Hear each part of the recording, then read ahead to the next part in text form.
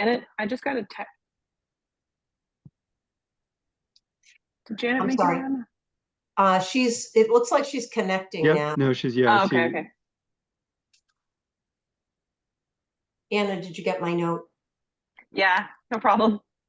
Oh, and I have an update for you on charge cards, which we could get to at some point. Okay, They don't sure, have them for departments. Okay. Okay. Well, we're still waiting for Janet to connect. So we'll, for folks who can hear me, we will, as soon as we have all our agents and commissioners on, we will open up the meeting. Oh, and it looks like, oh, there we go. You're in, Janet? I'm in. Yeah. Okay, great. Okay, welcome everyone to the January 24th, 2024 Dover Conservation Commission hearing. Why don't we, Laura, if you could introduce the governor's wording on Zoom meetings, please. Sure. Following guidance issued by the governor regarding the open meeting law, this public meeting will be held remotely. Individuals wishing to participate may do so by using Zoom video conferencing. To join the meeting using a computer or tablet, use the link listed on the agenda. To join by phone, you can call the number and enter the ID and passcode, and the meeting is being recorded. Great, thank you. And just to let anybody who may be on know, we've had a few continuances this evening. 74 Farm Street. Let's see, I believe 15 Wilsondale has also been continued. And we got a letter, it looks like, I think 10 Draper Road. Janet, do you know if that's confirmed? Is that continued? I don't. I was not taking the lead on that one, but I believe it is. Oh, I'm sorry. Yeah, Yeah. that's so I thought, yeah, letters, I think a letter had come out from them. Let me just change pages here, see if we have anybody. Yeah, I think that was, they said that Debbie had been ill and they were still making some changes. Yeah, Right. so, okay. So just for anybody who was here for that, well, I just wanted to let them know that they didn't need to stay here unless they really enjoy our meetings.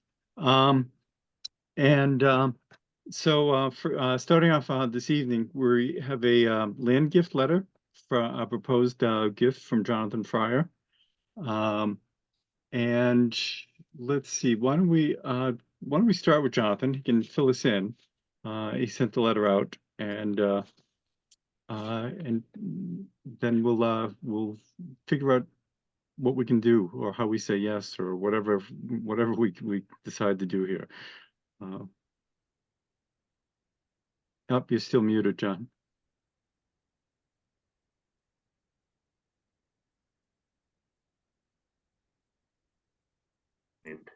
How about there we that? go. Excellent. Yep. Great. All right, John, you know, we've talked about this a number of times over the years, and I thought we had it pretty much done last year, but it got tied up with planning board once it got turned over to them. Mhm. 2 parcels of land up on, first one's on Cedar Hill and Francis Street, it's about 2.5 acres. Encompasses about 1/3 of our pond up there. And the second piece is on Francis Street. I believe it's about 6 acres. Encompasses most of the swamp meadow up there. And then there's one other, I think it's a 3-acre piece that attaches to that covers the stream, dam, and some of the stream works that go through the back of Francis Street. Mm-hmm. And did you I'm actually just looking for here we go. Got it. I'm reviewing. Do you have an ability to share your screen? Or I don't know if Jan. Yes. Oh no, I didn't hear that. Oh, you don't. Janet, have you taken a look at this? Just very briefly. Mm-hmm. Yeah, my only questions were, I mean, it's a nice offer of a gift. I think we always ask about any indirect or possible maintenance or infrastructure costs. I didn't know if there were any existing or inoperable dams related to the pond, or if there were any, I think this had been Old Colony water supply land. Is that correct? No, it's part of their zone 2. But Oh. it was never part of the water company. Okay, Mhm. so I don't This know. whole if there- area is part of the water company zone 2. Mhm. And so it's And a then- large part of the watershed that supplies the Francis Street wells. So Mhm. there's no, there's no abandoned wells or pumping or apparatus or anything on the property? No, Okay. And you mentioned there's a dam. How tall of a dam is that? it's a good 2 feet. Oh, okay. And does it have sluice boards, or is it earthen, or what's Yeah, I think it's a piece of steel at the moment. that slid into any sort of structure, or I think it's just dug into the banking and the stonework. Mhm. The swamp in the back was originally a meadow, and it was dammed to create a bog to grow cranberries. Mhm. So it's gone up and down for the last 100 years on whether it's completely flooded or not flooded.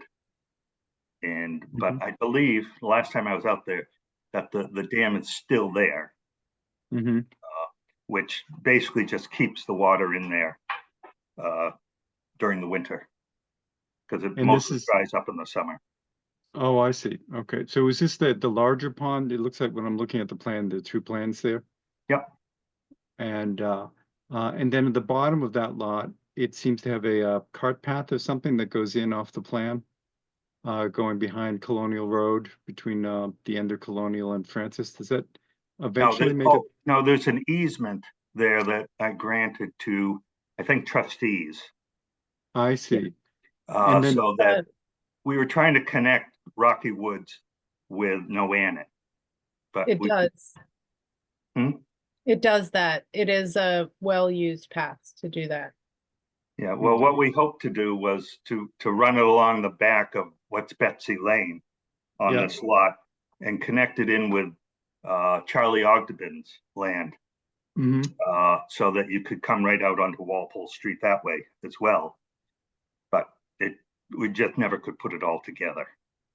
No, No, it does do that. It does do that. It comes out to Butsy Lane and you come out to Walpole Street and then directly across the street into our land and into the Mhm. Powasset Noannet But I network. think that last connection is an informal one. No, it's deeded to the trustees. I'm pretty sure. Which one? Including Oh. Betsy Lane, going through The Betsy one to Lane. get to Betsy Lane, from Betsy Lane to in. From where to where on Betsy but- Lane? Uh, In Walpole? Sally, I think Sally's on, maybe, maybe she Eh. knows better than I do, but There is a town easement from Walpole Street down the back of Saddle Ridge Road lots. But I don't think that one is ever passable. So, No. there's one that runs, that belongs to DLCT that's wet, that runs from basically Powasset Street through the wet part there. right, that's not But- really passable, I don't. Yeah, believe. and that's to DLCT, but the one that I'm talking about goes from Betsy Lane in and, through Crosses the Francis. Francis Street Oh, into, right. Rock- Is that the one between 105 and 99, Amy, that pops out there and then you're Yeah. across the street from our land? Yeah, Mhm. Okay. Yeah, So, it's shown on Mass Mapper as a trail there. and okay. So the question I had, Sally, John, can you confirm that you have a easement all the way across there, or you don't? Maybe that's I'm your- pretty in your sure what you're department. saying. I'm pretty sure what you're saying is true, but I can't put my hand on that right now. I remember you and I having this conversation though. and Well, Jonathan it's is, it's can been I, used a lot. Amy, So can I, I would Amy, imagine that if it didn't if it wasn't legal, then it Right. right. would be. If I recall, Amy, there was a proposed easement from Betsy Lane when it was being subdivided that did not get through on the final plan somehow. Well, And I'll look in my little and that's files right. and Sally So will look in then, her little files and. No, I'm looking at the Mass Mapper and it's listed as a public easement across private land on the backside of the Colonial Road lots and on the backside of the Hunter's Path lots. okay, One's on the uh, backside of the Hunter's Path lots, I think is the one to DLCT, which is The Hunter's Path conservation there. oh, not, right, but it's too wet to be yeah, passable. right, exactly. Yeah, that goes So it down all the way hasn't down. actually been developed, but the one from Betsy Lane in Yeah, is. yeah, you Okay. can see it. I mean, these look, Jonathan, this is, do you have to do anything with that dam or does it just kind of sit there? Well, you can either maintain it or you can just let nature eventually erode the steel plate away. And the net result there is it just would be drier for a longer period of time. Well, I think it would revert a large part of that swamp back to, I don't know if it would return to a meadow, but it returned to woodland probably. So then Mm-hmm. the commission would want to decide whether they want to maintain it as it is Mm-hmm. Okay. or let So it go. it would seem to me, I know you had a time frame here. Before I forget, one question. Is there a path that comes off this, Jonathan, that takes you, that would connect you to Rocky Woods in any way? Yes. Mhm. And then it would just make sense for us to have somebody go out and take a look at the dam just to make sure that our overall liability exposure is not tremendous. It sounds like it was just something that was thrown into a berm of land at some point. I don't think you'll find it very exciting. No, it's not that. It's just that we have to, people will be asking us whether or not there's Oh, of any course. additional Yeah. cost Yeah. to the town. And at the same time, as you had mentioned in your letter, of course, we've mentioned this in several years, but hopefully this is the year that we wanted to get it onto a town meeting so that it was properly accepted. And I appreciate that.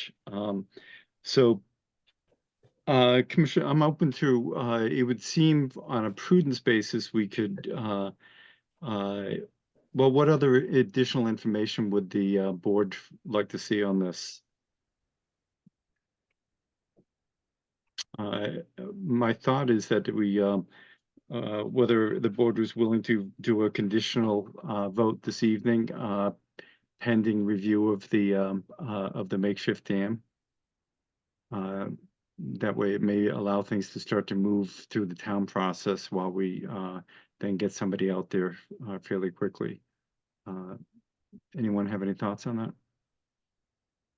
I think that makes a lot of sense and it seems relatively straightforward. What Mhm. would we need to review on the dam?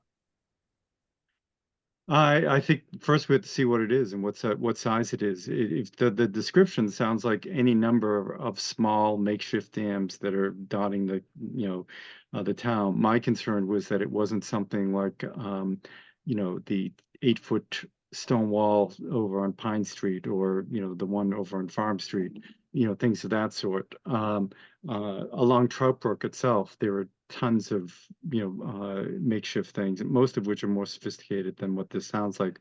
But I think we should do due diligence and just verify that this is what's been described.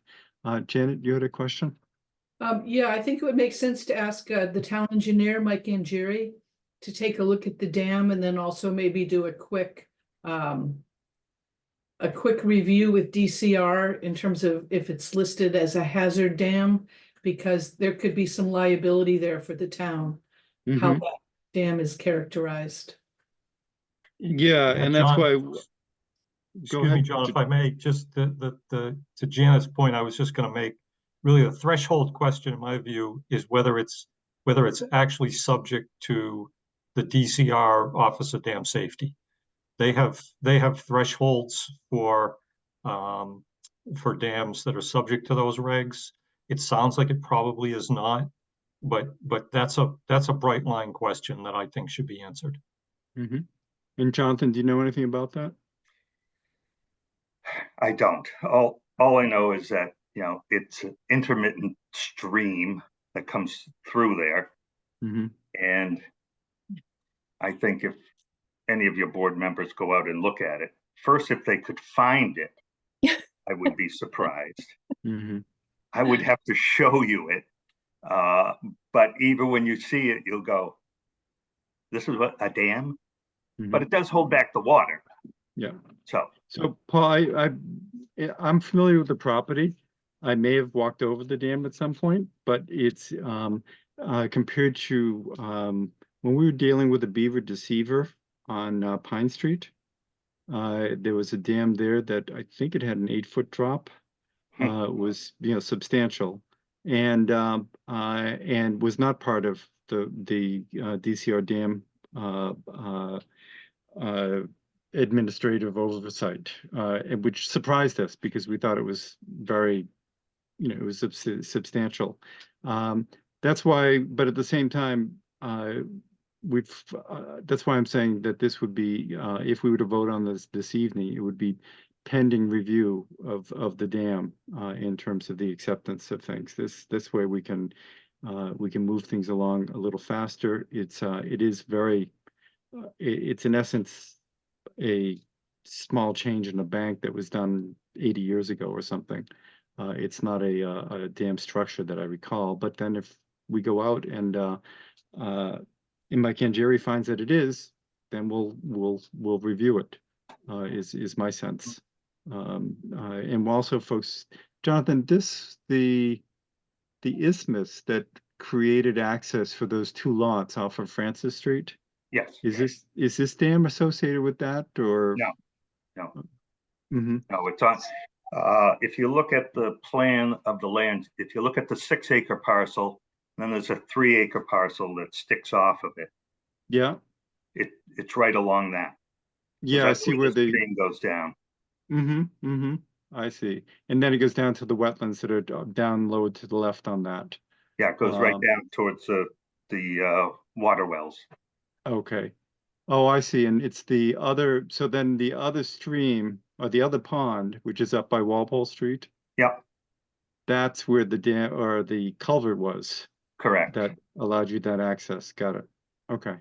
Correct. So the wells are fed from the pond on Walpole and Cedar Hill. And then it flows into the swamp, down through a stream down into Mine Brook in Medfield. Mm-hmm. And that's part of the Neponset River watershed, not Charles River. Okay. In this case, go ahead. Jonathan, the dam's down along where the 2 houses are there, like close to that edge. Is that what you're? No. Go beyond those 2 houses on Francis. And then you'll see there's a house on the left. It's right behind that house on the other side of the swamp. Okay. I would have marked it out if I thought anybody had any interest in it, but it's really so minor, it really didn't mean anything to me. I see what you're talking about. So there's a driveway on the left that kind of curls at a 90-degree and it's tucked in there. Yeah, probably. Yes, exactly. Okay, And, I see what you're talking about. Yeah. Mm-hmm. So in terms of wording on this, we haven't drawn up anything. Jonathan, did you actually draw up any proposed wording given your skills, or? Well, I didn't, but I probably could make something up if you'd like. Okay. Let's give it a try. All right. I think the board vote to pursue accepting the land grant from Jonathan Fryer, subject to a satisfactory on-site review by the commission and its agents. I'm sorry, the commission and what? Its agents. Its agent and town engineer. Well, I consider them your agent too. Okay, so, Second, let's see. Well, so does somebody want to, just state that they, so move that proposal? So moved. Okay, second, second, thank you. Okay, all in favor? Anna, Aye. Amy, Aye. Jim, Aye. Tim. aye, Oh, Jim and Tim, yeah, okay, and I'm an I as well. Okay, Jonathan, we will be on, and Lori, go ahead. Thank you. If, Yes, Thank yeah, you. before, even, thank you very much. We appreciate this. Even though, but Lori, So after you do your inspections and make your decisions, you'll be taking a vote per the Okay. selectmen gift and grant policy to recommend to them mm-hmm, down the yes, line after you do, yeah, which I absolutely. think I sent you, so, okay. Yeah, so if everyone has a chance, if you can review that prior to the next meeting, I'm not sure if we'll be ready for it by then or not, but so that we, as we've been encountering, there are some things in the past that have been granted, but the town has not officially accepted. And so we would just want to tighten that procedure up as we move forward. Janet, you had your hand up? Yeah, I think just for the record, the inspection should also include some kind of due diligence, because I think maybe it was minor structures there, but we want to make sure we're not inheriting any kind of an oil contamination issue. So this might be something we want to run by town council for some. what structures are you talking about? No, Um, I asked him whether they had any pumping or wells there, and he said they did not. Okay, So it can be part of our review if we Yeah. see anything there, but as I being familiar with some of that land and also what Jonathan's represented is that this is all predominantly wetland that couldn't support structures. Is that the case? Well, I mean, not, there's some dry land there, but there's never been any structures there to my knowledge, or certainly in my lifetime. So that covers the last 40 years, but Thank you. so Open space typically writes a memo or recommends it as well, and we have a meeting on the 5th, so I'll put that on, or the 6th, so I'll put it on the agenda. great, and that would be so we'll appreciated. have that supporting memo that usually goes to the selectmen with the vote. And, Jonathan, is it all right if people want to do a site visit for us to go on the land? Yeah, I mean, we absolutely. don't end up to our knees in mud. Well, you still could do that. But if you do want, I'd be happy to go with anybody who wants to take a look at like where the stream is and where the dam is. Might take me a Okay. minute to find it. It's probably well overgrown at this point. Great, No, I think that thank would be you. helpful. I just know that open space, we like to do our site visits before Yep. we make recommendations. I think And I that's a also, I don't good idea. want to gloss over Janet's concern, so that that would be part of our review, would be just to see what's there and whether or not the town has any records of any structure or 21E or anything of that sort. That would be a normal part of town council's review for acceptance. Sure. With that, I don't think we need to schedule a formal site visit unless people are so inclined, given we don't know how the weather is going recently. How do people feel about that?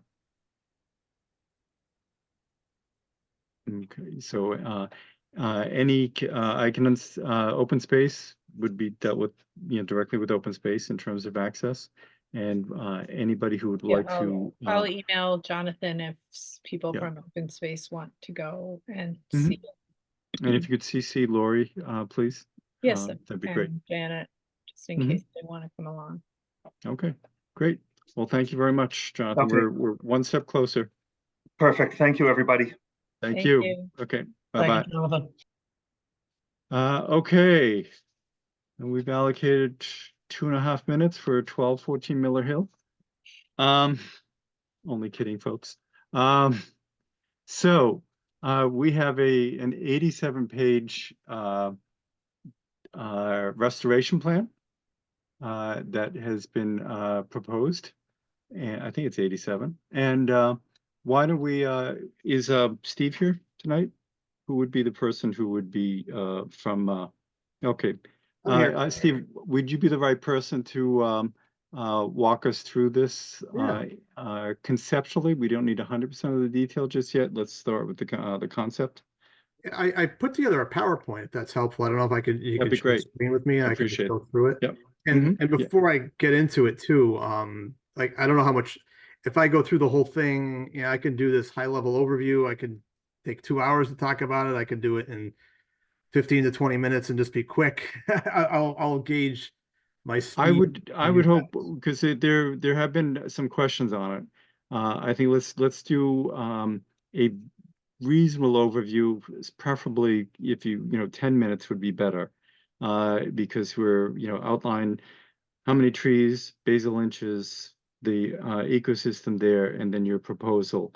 And then I think what we'll have come in on some of that will then be Ecotech's review of that, as well as TTOR's review.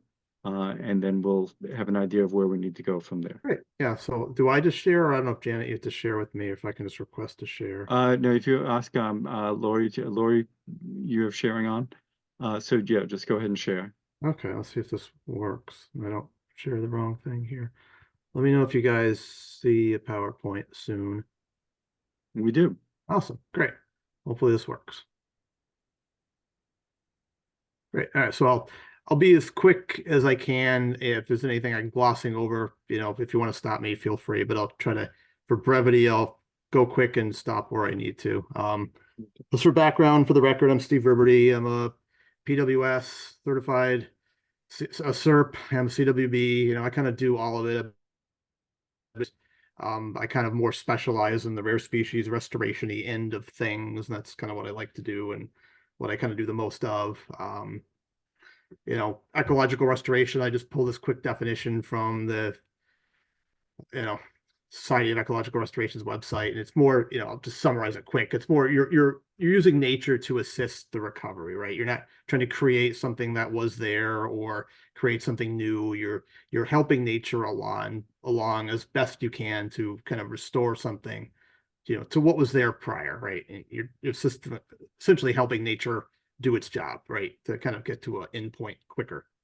The site, and again, I don't think I need to go through everything. Everybody's talked about this and knows the site and what's there, but we did the evaluation and assessment report, which was in the enforcement order, but it's a thing we have to do anyway, different names for it, but you really have to assess what was there, understand what was likely there, what you want to put back, canopy loss, tree cutting, physical features, all these things we looked at. They're all in the report. All these different things we kind of assessed and took into account to kind of come up with our recommended plan of action.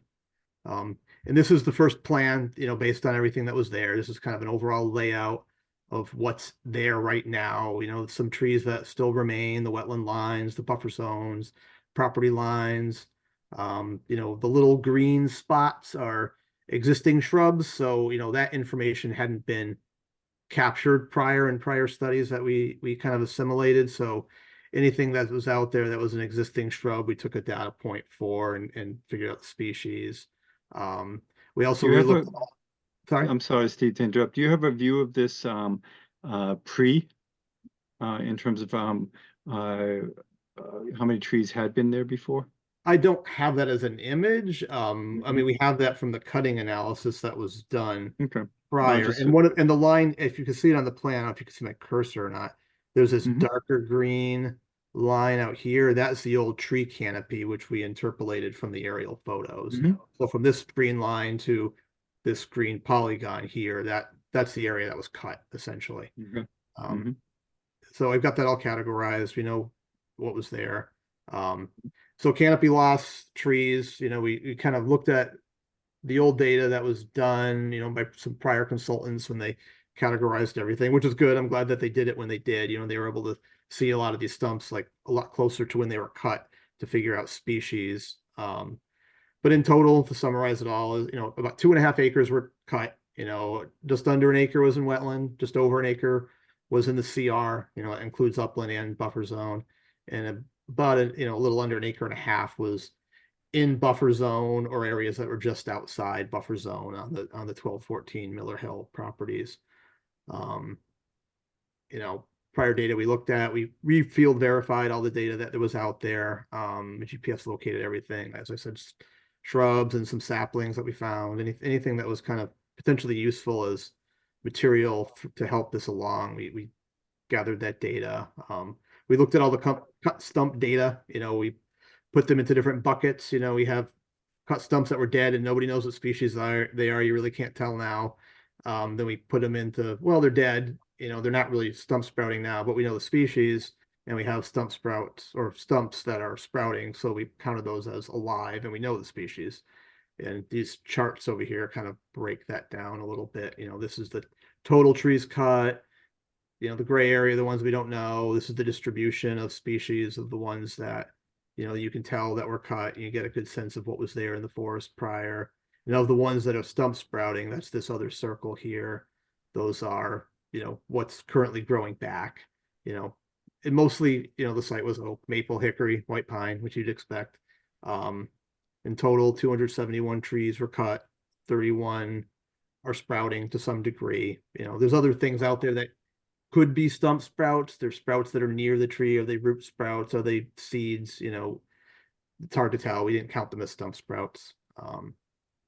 You know, most of the unknowns are most likely white pines or red oak, just looking at the aerial imagery of what was there prior. And of the sprouting species, you know, I think it's nice to note that there's a high percentage of those that are hickory or hornbeam. So those tended to, I think, to respond better to being cut and re-sprouting than some of the other species.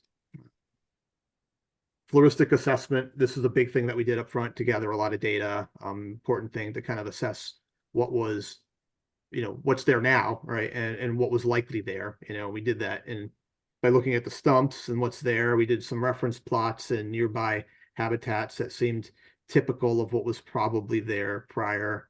So this is just an example of, you know, our reference data that we got from nearby areas. You know, what's there now, you know, it's meadow and scrub shrub, right? The trees are gone. It started to grow back in. It's in very early stage of succession. You know, we use all this data to try to really define what was likely there prior, right? That kind of sets your goal for the restoration plan, you know, trying to put back what was there, right? We ID'd over 300 shrubs and seedlings that are still there. There's probably more out there. We didn't get down to a little stick that had, you know, 2 little leaves on it, but these were the more substantial ones that you could readily see growing kind of above the goldenrods and everything. About 15 species of native shrubs that are currently growing within the area, you know, oaks, some sprouts of those, sassafras, hornbeams, mountain laurels, viburnums, you know, typical forest understory plants that are still there, you know, and they're good. We want to keep those in the mix. We don't want to impact them any more than they've already been impacted, and, you know, use them to help restore the site. The other communities are there, pretty straightforward, you know, red maple swamp in the wetland areas, oak, pine, hickories, the typical forest areas nearby. And I guess the target goal of what we're trying to put back in that area, you know, right now it's scrub shrub, meadow, that type of stuff. Of the floristic stuff, you know, figuring out what was there, what you need to put back, super important, right? But, you know, the other thing is invasives, right? You want to see what's there now. You know, for invasive wise, you know, you got to manage it. You got to figure out, you know, the likelihood of these things coming in and being a problem. You know, we mapped everything that was out there for invasives. You took points of every plant we found, polygons around them, assigned densities to them. You know, there was 11 in total invasives out on the site. You know, some were there prior. You know, we found the same invasives in roughly the same percentages nearby in the uncut areas, you know, the honeysuckle, buckthorn, some barberries, a little bit of multiflora. You know, they have a better chance of growing and expanding now. They've got more light, less competition. But those are there. And, you know, are you going to ever get rid of them? Probably not, right? You got to manage them. And you got some edge species, bittersweet, and most notably that we're probably on the edge now that has more area to grow around in. It's got more edge habitat to kind of occupy. That's, obviously expanding now that it's, been cut for what, probably a year and a half, something like that. So it's, I didn't see it initially, but you can tell it's starting to expand into some new areas. It's got more area to do that. There's some newer invasives in the site that most likely weren't there prior. We've got tree of heaven out there, which is, problematic, grows very fast, very aggressive. There's a small patch of Phragmites out there. Notable, it's not even in the wetland, it's just randomly in the upland, but it's small enough now. You don't want it to spread, you don't want it to get in other areas, you don't want it to. It's small enough now to effectively get rid of it. There's a huge patch of black locust. It's on this image, it's kind of under my wording. It's this kind of purpley area over here. It's a very dense patch of locust, and it looks like some of that may have been there prior to cutting, but I don't know. Just looking at the aerial photos, looks like there's some signature of something going on the edge of the tree line, but it's probably expanded now that it's had the chance. Knotweed, there's no knotweed in the site, but notably we found some nearby. It's worth managing and making sure it doesn't get into this area. And overall, about 12% of the site's covered in invasives to some degree. Densities vary. Generally, the density is fairly light, other than a few patches of dense invasives. It's plants here or there that make small, low density polygons. So this is a good time to manage it. It's an achievable thing at this point because it is so light. Physical features, again, these are important. We categorize and looked at everything that's out there now. Things like slope and aspect, all these things are important to know and take into account and look at. The physical structure of things, what was there prior, forest structure, leaf litter, vertical structure, all those things. We kind of looked at adjacent, what's there now, the hydrology. Generally, as the site's steep, east-facing slope, down to a wetland at the bottom. Soils are mostly Paxton, typical, tilly, New England soil, nothing, super unique about it. Swansea, poorly drained soils in the wetland, again, typical, wetlands in the area. Hydrology generally matches the soils, moderately well-drained stuff on the slopes, poorly drained at the bottom. That stuff's important to take into account when you're putting planting plans and looking at the overall site. But overall, the soils haven't been overly impacted by the cutting. There hasn't been a lot of erosion. The site revegetated relatively quickly from just the herbaceous stuff. So it's, in that sense, it's good. There's a stone wall in sight, which is a great, habitat feature and just physical feature. Just something just to note and be cognizant of and work into the plan. There's lots of downed trees from the cutting that were not removed. And I actually want to keep them there. They're a good thing, right? And the forest is lost. You lost that contribution of wood or coarse woody debris and organic matter to the forest floor. So leaving what's there is important. It's not evenly distributed, so we might want to move some of it around or even bring some new stuff in to kind of supplement it. But I can go talk about that forever, about how good, that stuff is on the ground for habitat and all different stuff, insects and decomposers and all that stuff. Wood chips, obviously, there's a lot there. They're in discrete piles. Some areas are very thick. Some areas they kind of thin out.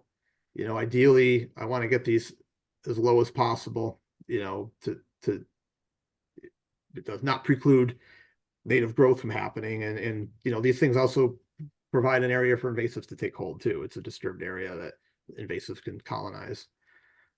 So taking all these things into account, again, wildlife habitat, we looked at pre and post, what's there now, what was likely there, general upland forests, no rare species, but, good for passerine birds, forest raptors, small, medium-sized mammals. It's an edge of a larger habitat. So it's really not, probably wasn't ideal habitat for larger mammals, but I'm sure they used it for migration and stuff. So it's, obviously that stuff's gone. You want to try to bring some of that back. It's a shrub habitat now, and I don't want to minimize shrub habitats. They're important and they're useful habitat and they provide richness, and there's a lot of good things you can say about a scrub shrub habitat, but that's not the goal here. So I don't really want to opine too much on shrub stuff, right? It's there, it's different habitat, but the goal is to try to get it out of that shrub, habitat area now and kind of speed it up to more of a forested habitat. We obviously forest cutting, you lose forest structure and all those associated features that the forest itself provides, just that skeleton of trees and dead trees and live trees and different size trees, like all that stuff has been more simplified now into a more, monotypic open habitat. Impacts, again, I'm just being really general here. This is more kind of the general level of impact for each kind of category here. Wetlands, the direct impact to wetlands wasn't that great, overall, right? There was, in total, it was 7 trees that were actually in the wetland, but there's increases in light because of that. You might change ET rates because of that. The wetland would probably get a little wetter with less trees nearby it to suck the water out during the spring and summer. So it's gonna maybe be a little wetter in more localized areas. There's more potential for invasives to come in because now it's open. There's things nearby. Localized loss of some habitat features that those trees provided. And I think the biggest impact to the wetland itself is just the wood chips. One of the wetland areas has a huge pile of wood chips that's like right in the wetland. So that's, got to get that out to restore that wetland, soil surface and let those native plants and seed that are all under there just come back. Buffer zone, loss of habitat, obviously shading issues to the nearby wetland from the buffer zone. But, it's fairly limited in this extent because of the slope aspect. Those trees weren't providing as much shade. If the slope was in the other direction, it had a larger shading impact to the wetland if it was a different aspect where you have, the lower sun angle and stuff coming in at a different angle into the wetland. In runoff, it's hard to, I'm not a hydrologist, I'm not an engineer. It's hard to really categorize the increase or change in hydrology. I mean, you have loss of plants, trees, but you have different runoff coefficients now because you have a lot more coarse stuff on the ground with low herbaceous stuff where you don't have that in a forest. So there's probably some change. I don't really know what that is in the long term. The watershed to the site isn't very large, but I didn't, overly evaluate it. Again, I'm not an engineer. That's not, kind of what I do at that level, but there's probably some change. I don't think it's been, large or significant to change the hydrology of the wetland just by changing the runoff numbers. The upland areas, you have habitat loss. Obviously, you're changing habitats from one type to another invasive species. This table down here just kind of breaks everything down to the different parcels, the different areas, and what just the raw number of impact was to each area. Now the restoration plan, right? That's really what we want to talk about. Everything else was kind of like, this is what we did to figure out what to do. The goals in restoration ecology and in restoration in general, right? You want to set a goal. You want to have a target of what you want to get to, right? And these can be complex. They could be simple. In this site, it's really pretty simple, right? It's like kind of set 3, I guess there's sub goals, but it's really one goal here. We're really just trying to restore the area that was altered to what it was prior to alteration, right? In the quickest way possible. That's doable and ecologically doable. And you can't put back the full forest immediately, but you want to kind of speed it up so you can kind of get it past that transitional time quicker. And you want to restore those functions and values, the lost habitat functions. Like, you want to have all that in mind when you do it. And you have the wetland area, which is its own thing, right? That was direct wetland impact. You want to restore that. So that's definitely part of it. You want to prevent erosion. You want to prevent any further impact to the site, from anything getting any worse than what was already done. You want to put back habitat features. So you have these goals, right? And then you just come up with how you're going to get there, right? I call those the elements. Like, these are the main components of the plan, right? You want to prevent further impacts. You want to prevent erosion. The wood chips we want to get out because that's precluding growth. Invasives, I got 3 points here. You want to get rid of the ones that you can and you need to. You want to stop new ones from coming in. And there's ones that are always going to be there that you have to basically actively manage, or you're never going to get rid of them, but you don't want them to, impact how your site's, progressing, right? They're always going to be there in the end. they're nearby, they're always gonna come back. You know, you want to increase the shade in the cover to the wetlands, you know, in this case, you know, put some of that as back as quickly as you can. You want to use native stuff that's, you know, try to cite stuff that was there or likely to be there that can enhance the site and will do well on the site. You know, we're gonna have to bring in soils and bring in materials in general. We're gonna want to make sure we're not bringing in anything invasive or that shouldn't be there. It's gonna cause a problem. And I guess the sum of it all is right, and I think I already mentioned it. You want to restore this to forest in the shortest time possible, right? You want to minimize that time that the site is in that transitional thing. Like, I'm sure nobody wants to go there, right? But I've done plenty of restoration sites where you just put in a bunch of little stuff and you walk away, or you don't even put anything in at all, right? The forest, nature will heal itself given time. You just want to speed that up and get rid of a lot of those bumps and hiccups that are naturally going to happen in that interim, right? And the most vulnerable time and the time it'll take the longest is that time between now, when it's a meadow or early shrub habitat, to that young forest. Like, that's the time where invasives come in and other things happen. You want to kind of have it time jump a little bit to some mid-successional state, right? And then the site can progress to a forest much quicker than that early time where it's going to take a while to do that, right? And you're going to have to manage it more and look at it more. You want to fast track it to that point, right? And this is just a picture I threw in. This is one of the stump sprouts on the site, and they're actually getting pretty big, which is great. You know, I'll talk about those in a minute, but I want to use these stump sprouts as much as possible. Key elements, you know, anything that's there that's good, we want to keep and enhance it if possible. Native shrubs, you know, the stump sprouts, coarse woody debris that's there, you know, the stone wall, we want to leave that there. The wood chips, and I put a question mark on it. I was originally going to leave them all. It's great material until Chris pointed out that earlier in the year, you know, the Asian jumping worm was found up there. So I agree with that comment. You know, I now that knowing that, it's, you know, probably we need to get rid of the chips, which is unfortunate because I think that's great material. It's all native material. It's all wood that was in that system anyway to decompose. You know, respreading them out and reusing them in a better way is not bad and probably beneficial. But, you know, we can have this discussion later about what to do with them. I don't have any experience with Asian jumping worm. If I can just interrupt a bit, Steve. Yeah. Did you have a chance to review the conservation bylaws and regulations relative to restoration in terms of you know, size of trees and the, you know, the fact that we don't allow wood chips at all? You can, you know, make your case, but we're disinclined, you know, in general. Okay. Yeah, no, I saw that in there. I was trying to leave material and make a case that it was good, but if they're invasive. No, and so on multiple levels, given that what you've already found, you know, within, but also our, you know, our primary concern on this, even though we are overseeing the entire site, is the buffer zone and the wetlands. Yep. And so there are certain things there. So many things we're familiar with, and I just wanted to move this along a little faster, so we don't need to, so that we move towards what your features are going to be and how they address our requirements, in addition to your standard restoration requirements. Okay. Yeah, no, so we're doing the plan now, so this is going through everything. Okay.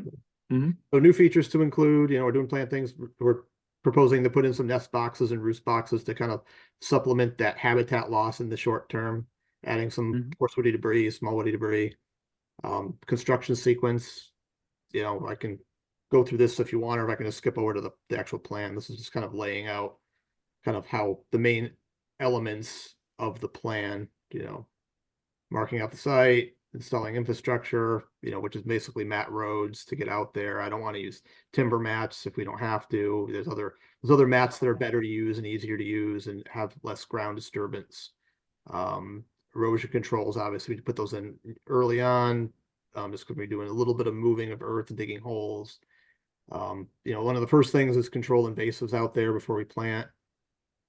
Habitat features, put those in next before you plant. You know, you don't want to have to go back in and move big stuff around after there's plants in there. But yeah, then we're doing all the planting stuff in this section here, mulching, stabilizing the site. The irrigation system we can talk about. There's no contractor on board yet. You know, the clients are talking to a few different ones, but there's a lot of things that'll go into that irrigate. I have ideas, that and I'm sure Chris and Paul have ideas too. You know, there's different ways to do it. I'd rather just set a goal like, hey, these plants need to be watered X amount every per unit time, and then let a contractor figure out the best way to do it for them and their means and methods and wells on site and the yields of wells. There's a lot of factors that could go into that. There's probably a lot of different ways to make it work. But you know, obviously irrigation is important. You know, herbivory protection is important. I've proposed some electric fencing just because I think you guys had mentioned it in the enforcement order. I'm not wedded to it.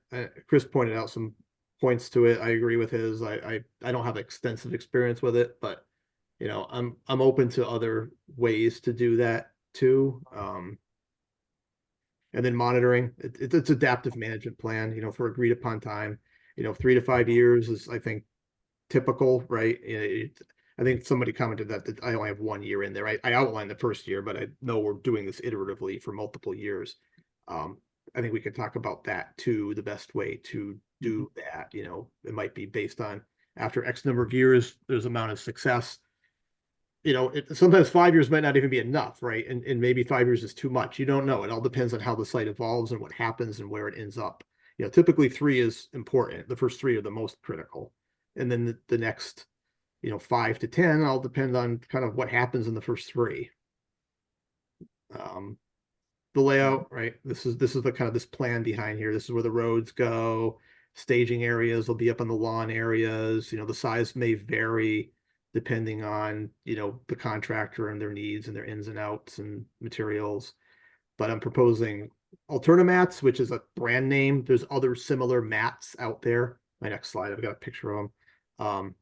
Equipment, again, that's variable depending on the contractor, right? Some contractors have big stuff, small stuff. I mean, I think most of the stuff I'm proposing here we can do with medium to small type equipment, bobcats, Kubotas, gators, not have to get excavators and backhoes out there, which might be a little bit overkill for what we need to do in the slopes and might cause more damage than it's worth out there. But small machinery can, you know, typically handle a site like this and most of this stuff fairly well. And, you know, on these mats, and even if they have to go off mat, it's limited disturbance. Wood chips we talked about. You know, my idea is I want to get it down. I said at least 2 inches, but ideally less. But you want to, there's a fine line between 2 inches and like a half an inch without disturbing the soil below. The ultimate goal is to get them down very thin without messing up the soil below it, right? So at a minimum 2 inches, I'd write, you know, at that point you're hand raking and somebody is watching it, and yeah, go a little deeper, get rid of those, and it's kind of a field decision on what and where and how to get it thinner in certain areas. And in the wetland, only by hand, just get it out of there up to the upland area. Like the way I have these roads laid out is specifically to kind of hit the edges of these wood chip piles to be able to get machinery in there to get that stuff out. Even this little spur that goes to the area of wetland wood chips. Deer fencing I talked about, habitat features. These are the Alternamats. This is just what they look like. I don't know if anybody has seen them or experienced with them, but they're fairly standard. There's different brand names. You know, they can lock together on slopes so they don't slide. It disperses the weight similar to like bog mats and timber mats, but they're not as impactful to the ground below. You know, off mat there'll be some need for off mat access. My idea is to set some major roads in the middle. There's gonna be areas that trucks and vehicles have to travel all the time, right? That's where the roads go. And then there'll be some times somebody needs to kind of venture off mat every now and then to like put in a tree or take out this plant or do something, drop a log, but minimize that and try to like set that you're not driving over the same area repeatedly, causing more impact. You know, protect things on the mats, go from erosion and that type of stuff. Invasive species, you know, again, you know, there's different ways to do it. You guys had mentioned no herbicides if possible without variants. I'd really like to use herbicides in some of these species if we could. I mean, we can have that discussion. The best way to get rid of some of these plants is with herbicide.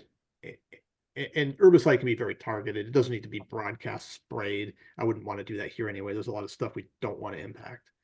But, you know, the locust, the tree of heaven, the big woody stem plants, those can be cut and painted very easily and, you know, much better effectiveness than digging them up, you know, which is kind of what I propose. That's really the only way to do it without herbicide. You just have to dig them up or dig them out or cut them forever until they go away, which takes forever and really isn't that effective.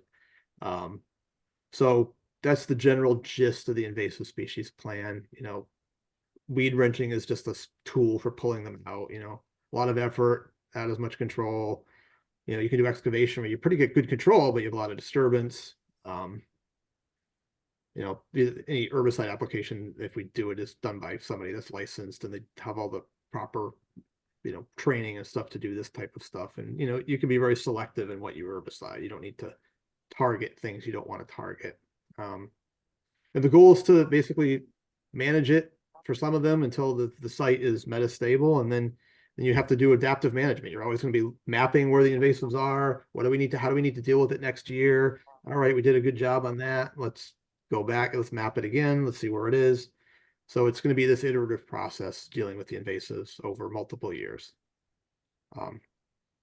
This is, I think, what everybody wants to look at, the planting plan. So there's multiple zones. I did it based on geomorphic position, hydrology, ownership. So I've got 10 different zones and they're all different, like basically top of hill, mid hill, low hill, wetland. Those are, you know, sum it up quickly. I've got 550 trees proposed right now, plus an additional 31 that are stump sprouts that are growing pretty good. So I'm counting them as trees that are still there.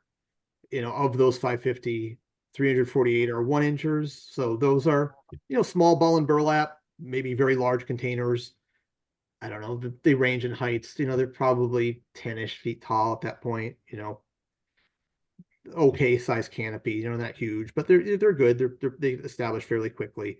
Then you get to the bigger stuff, the 2 inchers. You know, those are ones you see a lot in people's yards and they're putting in a new tree. Those are still fairly easy to get. They're still fairly easy to install. They're large ball and burlap chunks. You know, so I've got a decent number of those. I've got 177 of those. And then I put in some bigger stuff too, some 3 inchers, just to partly to get some early stratification. You know, so you have some big trees that are maybe 15 years old right out of the bat, and some other trees that are 10 years old, you know, and you get some height differential right away. You can put those bigger things closer to the wetlands. You get better shading quicker. You know, there's definitely a period where, you know, the bigger ones take longer to establish. The 3 inchers, the 2 inchers will establish a little quicker, so that there's almost a delay. You plant the 3 inch, you're getting a bigger tree, but it's going to be stunted for a little while. Where the 2 incher, yeah, it's smaller, but it's going to catch up a little quicker. So there's pros and cons to using big stuff versus, I'll call the 2 inchers medium stuff. And the same thing with the small stuff. I mean, the 1 inchers, I want them big enough to be taller than the shrubs and taller than the herbaceous. I don't want them competing with, you know, braminoids and forbs. I want them tall enough to be, as soon as they're in, they're growing. So that's why I've got 1 inchers on there too, that are, you know, these aren't your whips. These aren't like, you know, your pots from New England wetland plants that are, you know, 1/4 inch around and 3 feet tall. These are like still like 8 to 10 foot tall trees.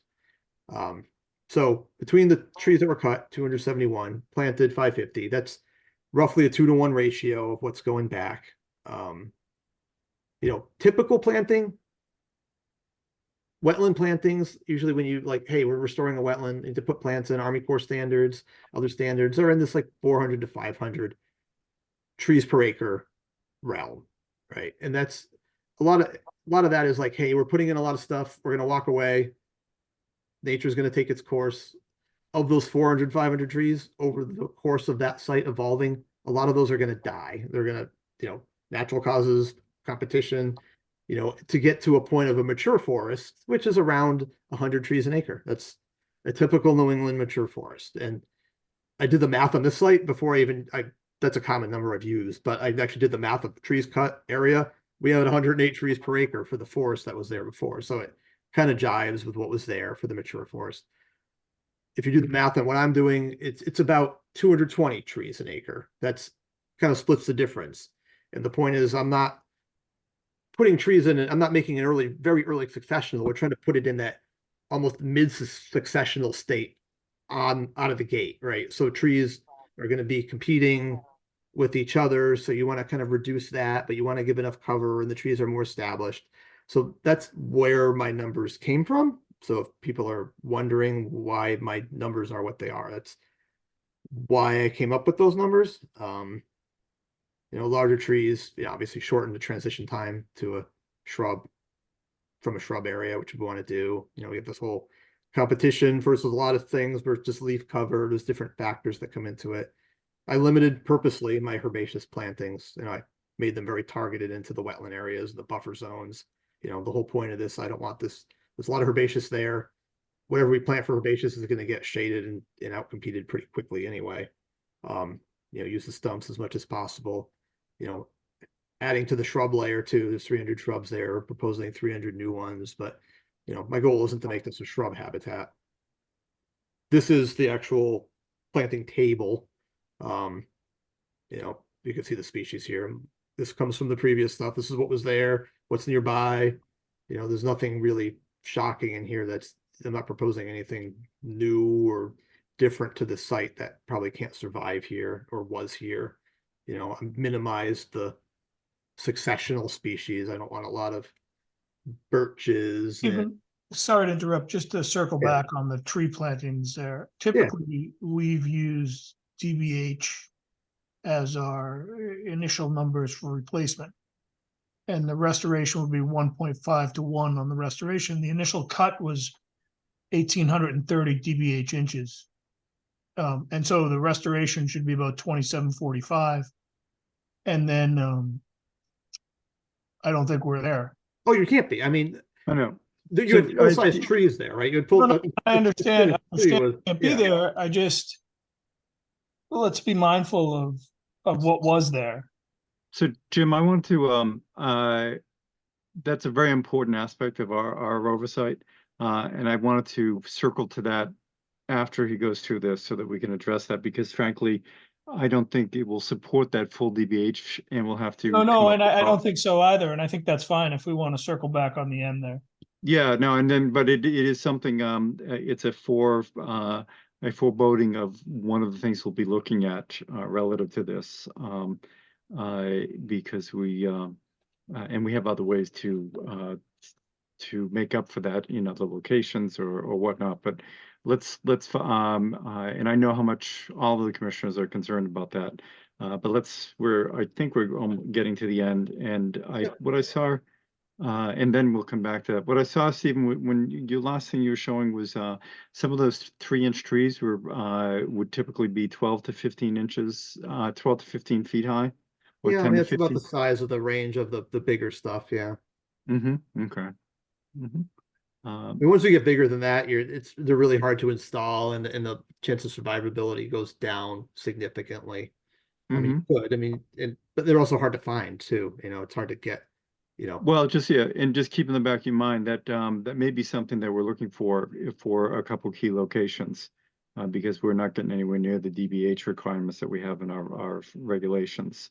So as we discuss this, I will discuss the pros and cons, but you should probably start to search for some bigger trees as well, now, because they're hard to find, just to have a lead on several. We're not expecting 100 of them. So why don't you carry on this? Yeah, almost done. I think there's only 2 slides left. So this is the general schedule, right? This is finalizing the plan, the applicants, I mean, the homeowner selecting the contractors, that's ongoing now, get through this probably in February, and maybe by March, everybody, the plan's finalized, the team's together, you're laying out the site in March. There could be weather delays even at that point with snow and stuff. So it's hard to say, if that will be March or even push to April. Remove the wood chips. Probably by April, you're ready to go, right? Snow's done. You can really get in there. Remove the wood chips, control the invasives, the initial round. And again, I have another slide of things I want to talk about that are questions for me, but controlling the invasives in April, yeah, we can do it, but that's not the best time of year to control any of the invasives. You I know, mean, when is that? When is that? well, ideally it would be late summer, right? That's the best time to control invasives. Which would be after you have everything planted? Well, that ostensibly. exactly. Well, so we'll get to that after, but ideally I would like to flip the schedule on this totally, but I know I'm working with some of the constraints and parameters that were set in the enforcement. So I'm just trying to make this Mhm. work the best we can. But Mhm. if we want to talk about what can work better, that's fine. I'd like to have that conversation, and it's up to everybody to decide yay or nay. Mhm. But yeah, so control invasives, then you do the installing things, install habitat features, install the irrigation, planting, do all your plantings. Hopefully, lay them out in May, get them approved. Late May, June, you're planting, and then the summer you're following things up, doing more invasive controls. You're watering, you're monitoring. That's the ideal schedule. I think it's super aggressive, to just in general, just with not even just like when you start, you really can't really start any of this until April. And it doesn't matter what's happening now, but logistically, field work isn't going to really start to April, and there's a lot to do. And you really don't want to be planting in summer, right? Even by late June, it's getting sketchy. July, no. The best time to really plant, again, is fall, right? The plants will take the best and do the best with a fall planting than a spring planting. That's what goes here to my last slide. These are just things in general. I mean, some of it, I read Chris's comments, I generally agree with most of them. Those are good comments. There's a couple little oversight things that I had on here that I wanted to put in that didn't make the plan. There's a couple of the worms I didn't know about. So those are good suggestions. I am all for suggestions to make this better and make it more workable. Success standards, that's something I haven't defined yet, but some of the pictures here, this is what Society Ecological Restoration does. I've done some of these on other sites. It's useful. It's kind of good on overall assessing a big site and like setting standards. You're not like looking at a plot and like, how did this one plot do? And extrapolating that up to the whole thing. You're kind of rating everything on a scale. Right now everything would be like a 1 or a 0 of what's out there, right? And then over time, this wheel turns into like 2s and 3s and 4s as the site progresses and heals and grows. So kind of evaluating that continuum, it's kind of a standard thing that the Society of Ecological Restoration uses. And again, I've used it before. It's good. I like it. It's unique. I don't get to use it that much, to be honest. It's kind of, wouldn't mind using it here. Invasive species. And again, like I mentioned, the herbicides, if we could use those, great. I think we'd have better effectiveness and less disturbance. And on that too, it's like the best time to do it and do it well would be into the late spring, early summer, really get at it, and then, try to plant in the fall, right? That's where, if we could do more invasive control and prep up front, get the habitat features in, get the invasives really under control, and then do a fall planting, that would work better.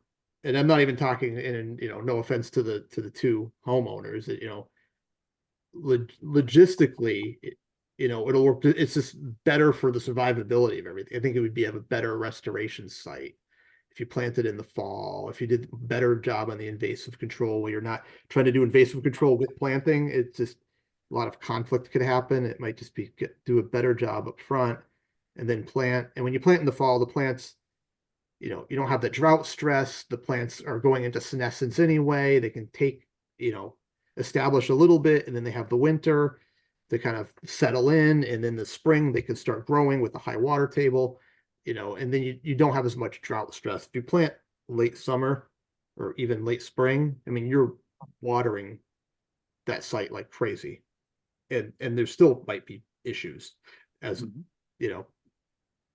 so there's more stress on the plants, all that stuff. It just, a fall planting generally works better. And it works better with the invasive control too. I think those two things mesh better if things were in the fall. So do you also then run into a lack of inventory come the fall? Well, I mean, they could potentially secure stuff now. I mean, there's no reason that if we get going, there might even be a better chance to get more stuff by the fall, because maybe people could, either way, you got to secure the plants very soon. Whether you're going to plant them in the fall or plant them in the spring, you could probably put them on hold and say, hey, I'm buying these 25 pine trees from you guys and these 85 maple trees from you guys. Here's a deposit, go put them in the back somewhere. If I need to pay a little bit extra to you to keep them happy for 6 months, or if you just ship them to the house and, the contractor needs to have them staged and watered, in the pots on site and not put them in the ground. Mhm. But Okay. yeah, I mean, Okay. I think if anything, Carry I on. think that might lead to getting more plants if we Mhm. pushed it a couple months. Alternatives to the fencing, and I'm open to that too. And I think I want to have an open discussion on that. We can do fencing, we can do cages around things. Part of it too is these sites can take some level of herbivory. I don't say it's good, but sites can adapt to some of it. You just don't want your deer to come in and eat all of your X species because you just planted them and it looks really yummy. So they just ate all your red maples, right? A lot of the species on here are super deer attractants, which is good. There's certain things that some viburnums and stuff, deer just love them. You put them in and they're gone within a week. I purposely didn't put some of that stuff in here, just thinking of that. My general thought is, can we just put the stuff in, really monitor it well? And if herbivory starts happening, right, you can put in a fence, you can do other things. You can put money in an escrow and just make sure that there's money there to replant stuff if we have to. But the bigger stuff isn't going to get impacted. The 3-inch trees, the 2-inch trees are taller than the deer. It's the small stuff, it's the shrubs, it's the little stuff that the deer are going to munch on. And, we're really not proposing a lot of that. A lot of it's mid-sized to bigger stuff. And is there an So- option for temporary fencing that of a reasonable height that then can be removed? It's possible. I mean, and some of this is like, I'd rather leave it to whatever contractor gets selected to see what they have as means and methods. But yeah, I mean, that's a possibility too. Deer Okay. fencing has to be, it needs to be pretty tall to just be that visual, either a visual deterrent or like the literal physical, like I can't jump over it because it's too tall to jump over. The Mhm. electric fencing isn't tall. It's just like you attract them to the fence, they touch their nose to it, and then they get shocked, and then they see that and go, I'm not going anywhere near that.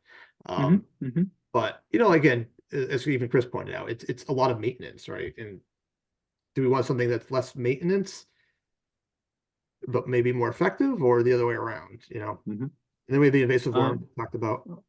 Okay, Yeah, go deal ahead. with Yeah, those. continue. That was it, invasive worms. And the other thing, I didn't put it in there. I put it in other sites. I know this is sensitive. There's already been a lot of tree cutting. Girdling trees is another way to bring habitat features in.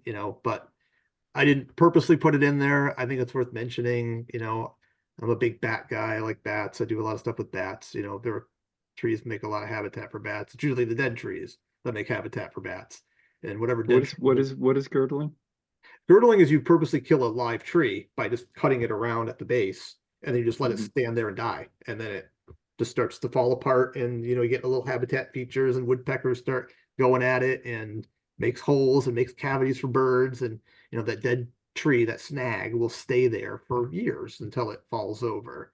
So it seems we're missing a few trees in order to do that. I know, that's why I purposely didn't put it in. I know how well it would go. Okay, But so okay, and is there any other slides after this? no, it's left side. Just a thank you. Okay, great.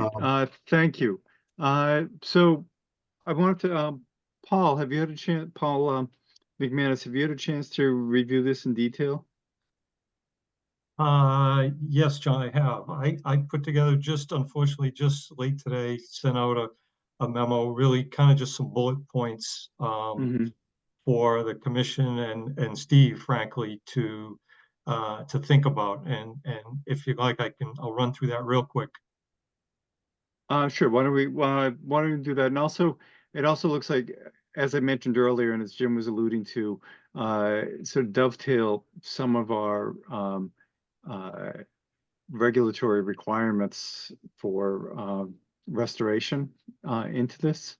And I'm not sure if we're, one of the things that will be discussed is full restoration versus partial restoration, which we'll have to put our heads together to figure out where that would actually take place, because I don't believe the full restoration could take place on the property here.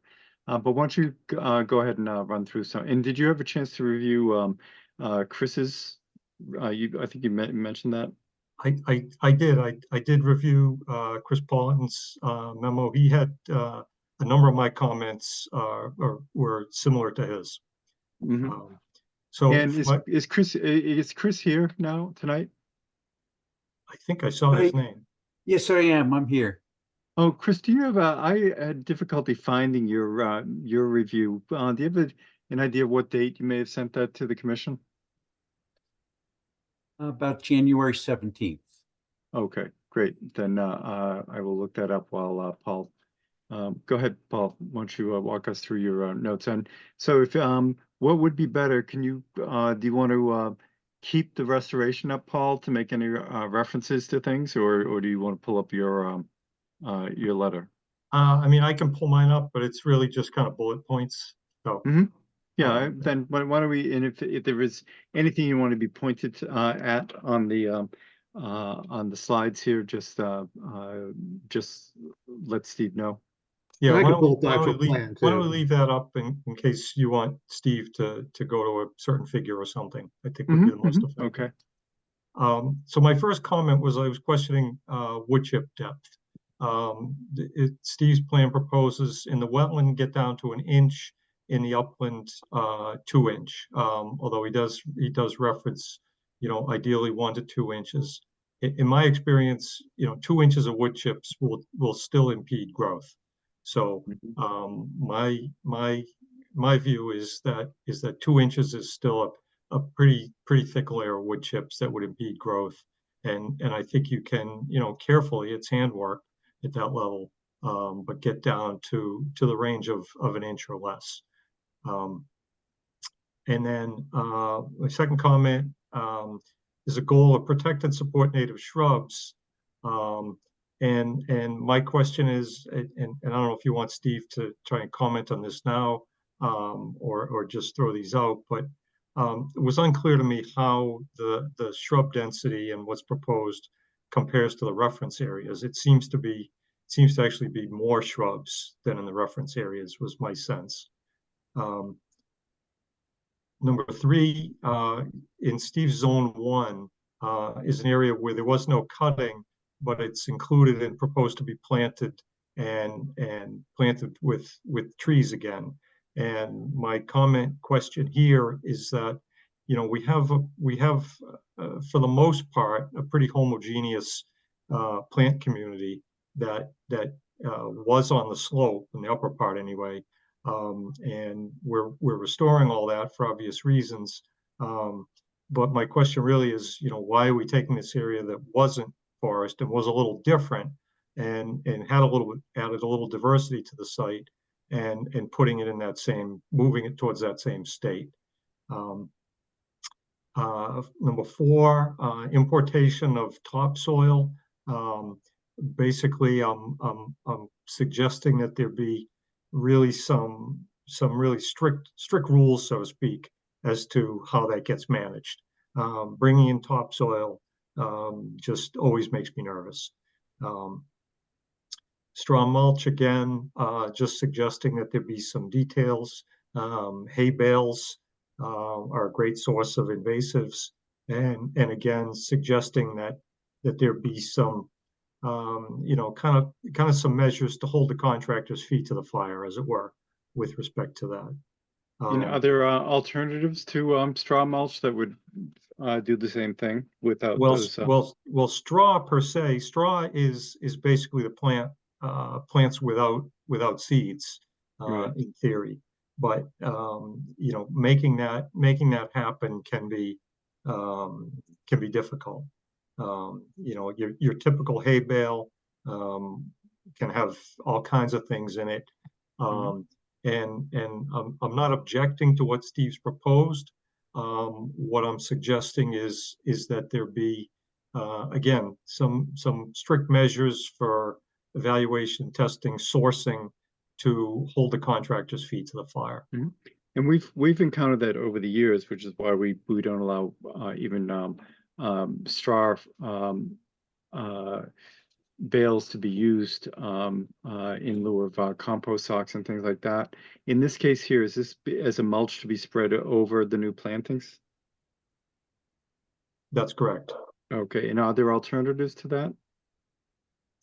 I know Steve had talked at one point, talked about maybe using the wood chips, but Mhm. that's, Yeah, we don't want to do that- that anymore.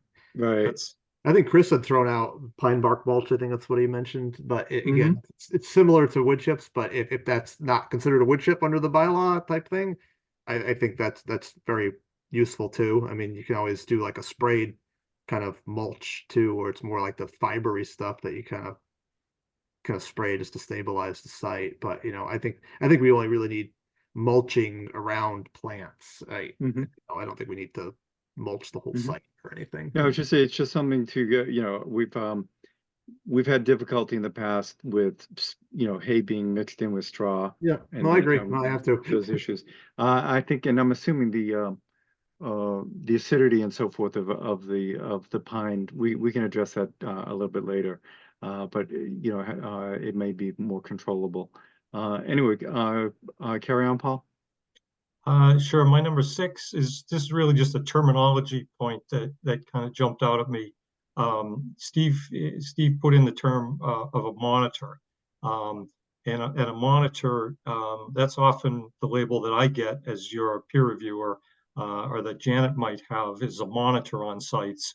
And I just wanted to really kind of point out that in this case, Steve's use of the term is the monitor is somebody that would be, as part of his team, and doing that, and that that it's not a monitor in the commission's typical sense of the word. So again, it's really just to point out that term and the obligations, because I think it would be, a lot of the times where he's using that as the monitor shall decide on an individual basis for plantings and wood chip removal and things like that, when it's sufficient. It's a judgment call. It has to happen kind of on the fly. And it's frankly not the sort of thing that a monitor like myself or Janet would be appropriate to do. So again, it's really just that terminology. I just don't want anybody to be confused by that. So you think that would be a potential additional outside consultant that the Conservation Commission would hire? No, I think the monitor as Steve's using the term is appropriately part of his team. And that's the way it should be. And if there's some outside review and checking, that's fine. But it's an entirely different role. Got it. Okay. And that's something I can easily change the nomenclature. If it gets confusing with another role for monitor, that's yeah. Okay. Yeah, that's all. Again, it's a simple point, but I didn't want the commission members to misunderstand what roles you were proposing. Okay. Number 7, just wanted to point out, Steve makes a distinction about his goal for control of some invasives, whereas eradication of some others. Noting that eradication of all of them just isn't practical. I just want to note, I think that's entirely reasonable position for him to take.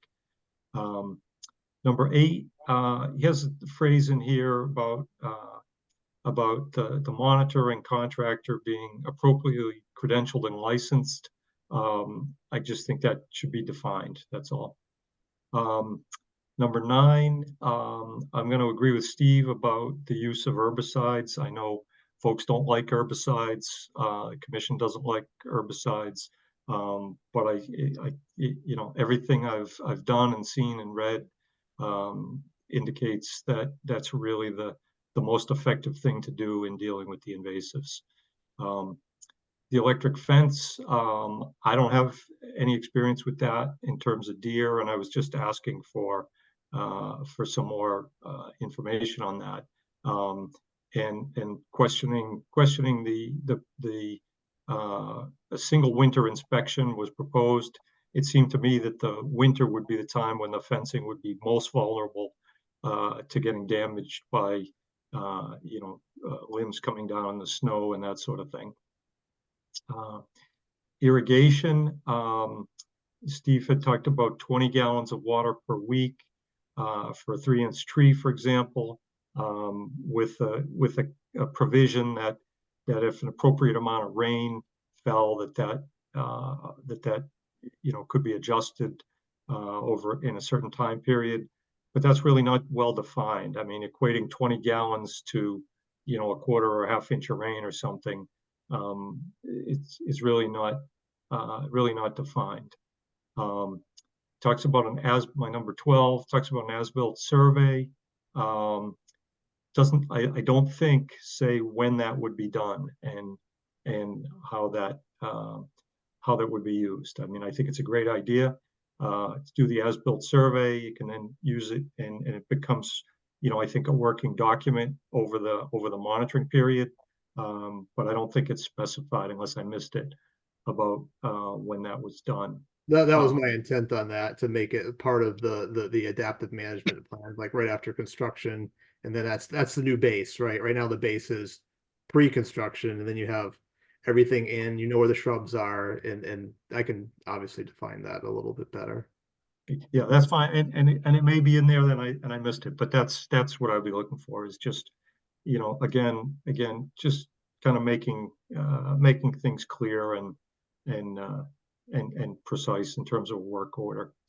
And then my last number 13 comment, you have a proposal for weekly monitoring for 6 weeks after planning, with possible reduction to monthly.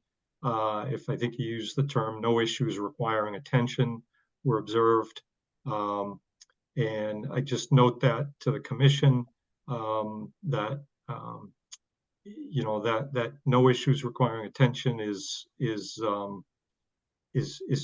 pretty subjective. I think you're always going to find some little thing requiring attention.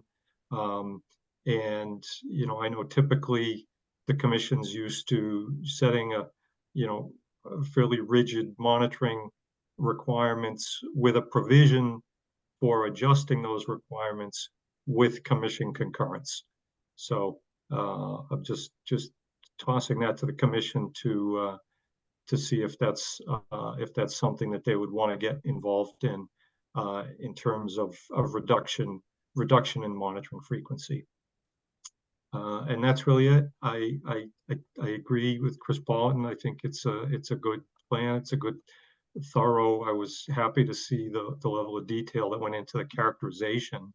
And I view these really as kind of housekeeping. Okay, great. Thank you. And then Chris had a pretty succinct letter, which covered many similar things that you did, Paul. Paul, did you, in your review, did you have a chance to give much thought to size and species, and numbers? In terms of species, I mean, I think the species are reasonable. It was really based on the reference area, which makes a lot of sense. I have every reason to think that the site looked like the reference area. It's a similar landscape position and similar aerial signature. So I think that's perfectly reasonable. In terms of the sizes, Steve talked about some of those issues. I know, the initial gut reaction is, they cut a 24-inch tree, they should plant a 24-inch tree. I mean, that's just not going to happen for a number of reasons. I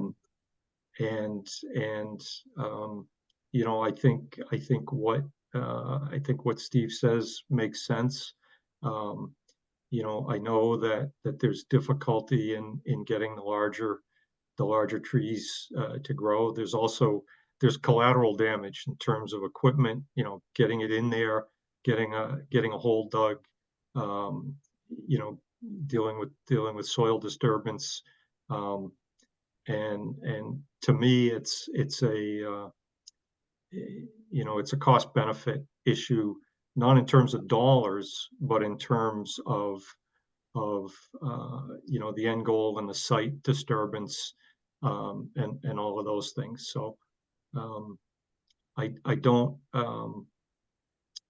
you know, I think generally speaking, what he's proposed is reasonable. Mm-hmm. Mm-hmm.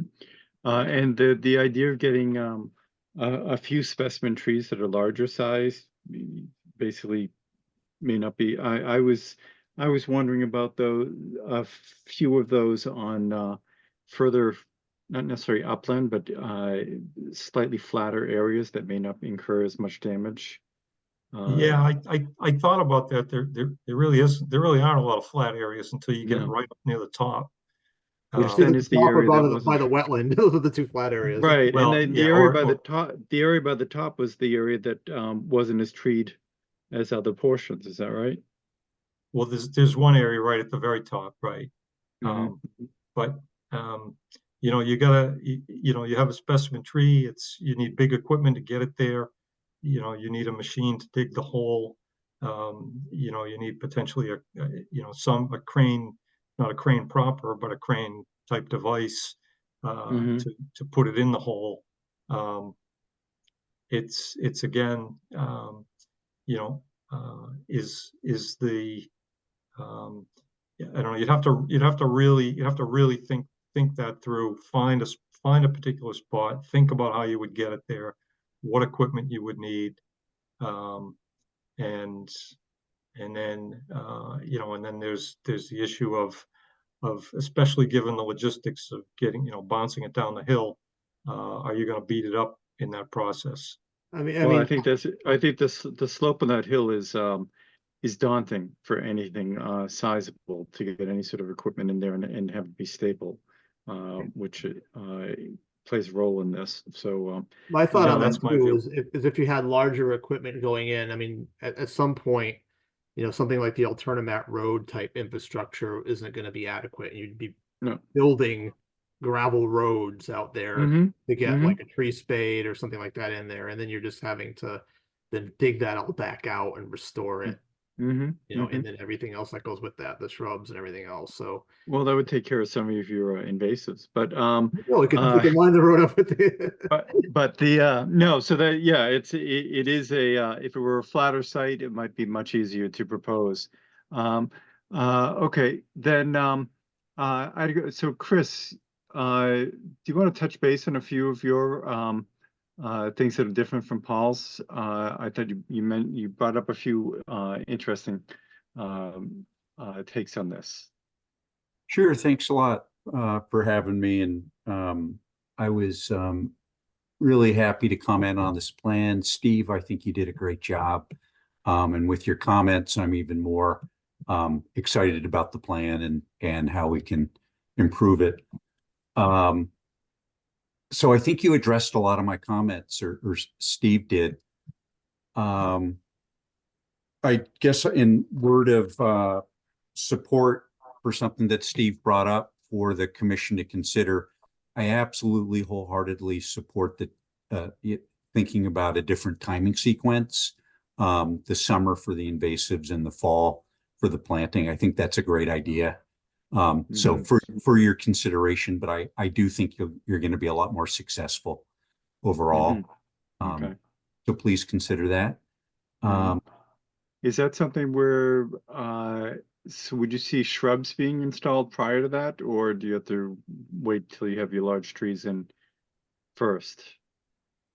I think you do all the planting at once. I mean, that's probably the most labor intensive part of, you know, the effort. And it's awfully nice to have your invasives work, that disturbance done. But I think the primary concern on my mind is the efficacy of the planting. Just the plants adapt so much better in the fall. And I think you're going to really increase that success. I don't want to get ahead of us. I've worked on projects where we don't put in irrigation when we plant in the fall. And I know that would be really risky to make that assumption that you wouldn't have to put in the irrigation. And the site does seem prohibitive, that it would be hard to manually bring the water to the trees and water that way. But because it's going to be so much less risky to plant in the fall, I think those trees are just going to be well watered and you might, as I suggested, just be in much better shape. Although, come to think of it, you probably do need the irrigation, because what if the next year is a drought? We just can't predict these things. Mhm. Does anybody, anyone, let's see, on, Steve, has anybody looked at what the well capacity is for 12 or 14, what their existing well capacity is? No, I did bring that up to them to look at and talk to with the contractors that they're talking to. Mhm.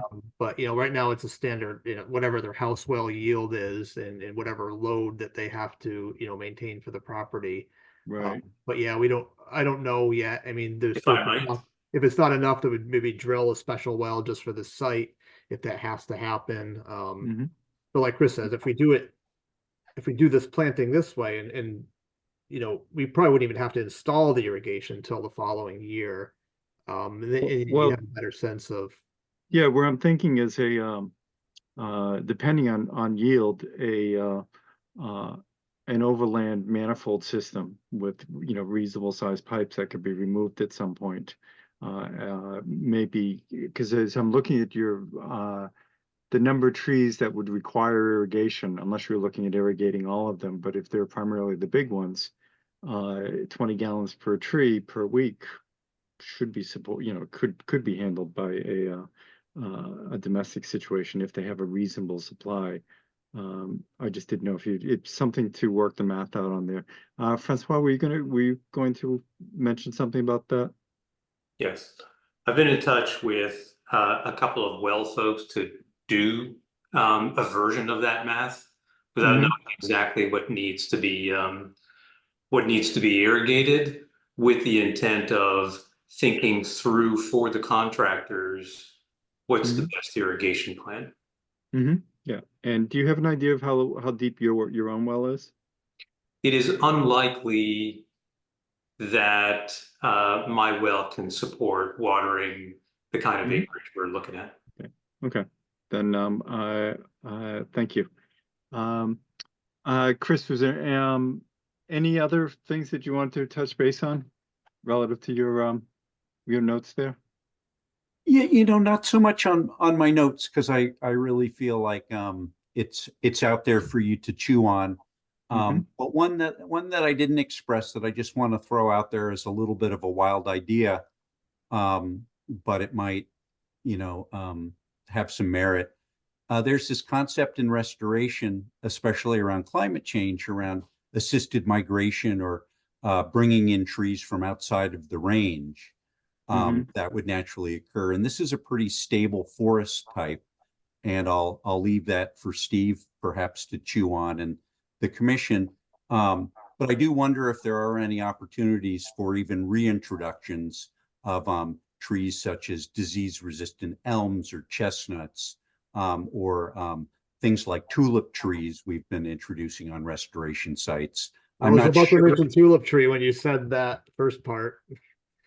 What was that, Steve? I was about to say tulip tree. That's what okay. I was thinking of when he was going down that kind of like climate shift type thing. Well, I think given the number of trees involved here, to have some sprinkled through would be a good practice. I think, and what I'm hearing is that all the CRPs involved are agreeing with the concept of having the major planting done in the fall as opposed to as soon as possible. Is that correct? Is anyone voicing anything counter to that? Okay. And I was just curious, Sally, I assume, if you reviewed things with Chris? Yes, I have. And as this evolves towards that type of setup there, do you have anything you'd like to add as things evolve here?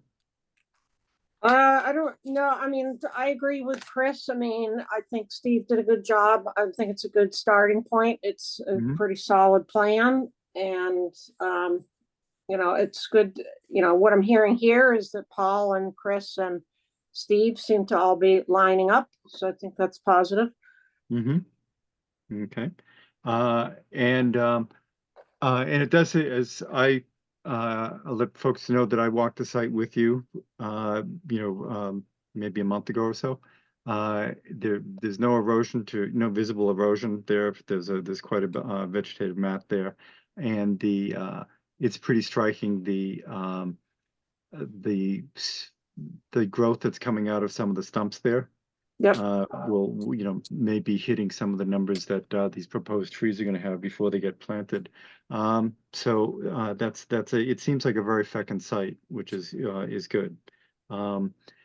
Question I have is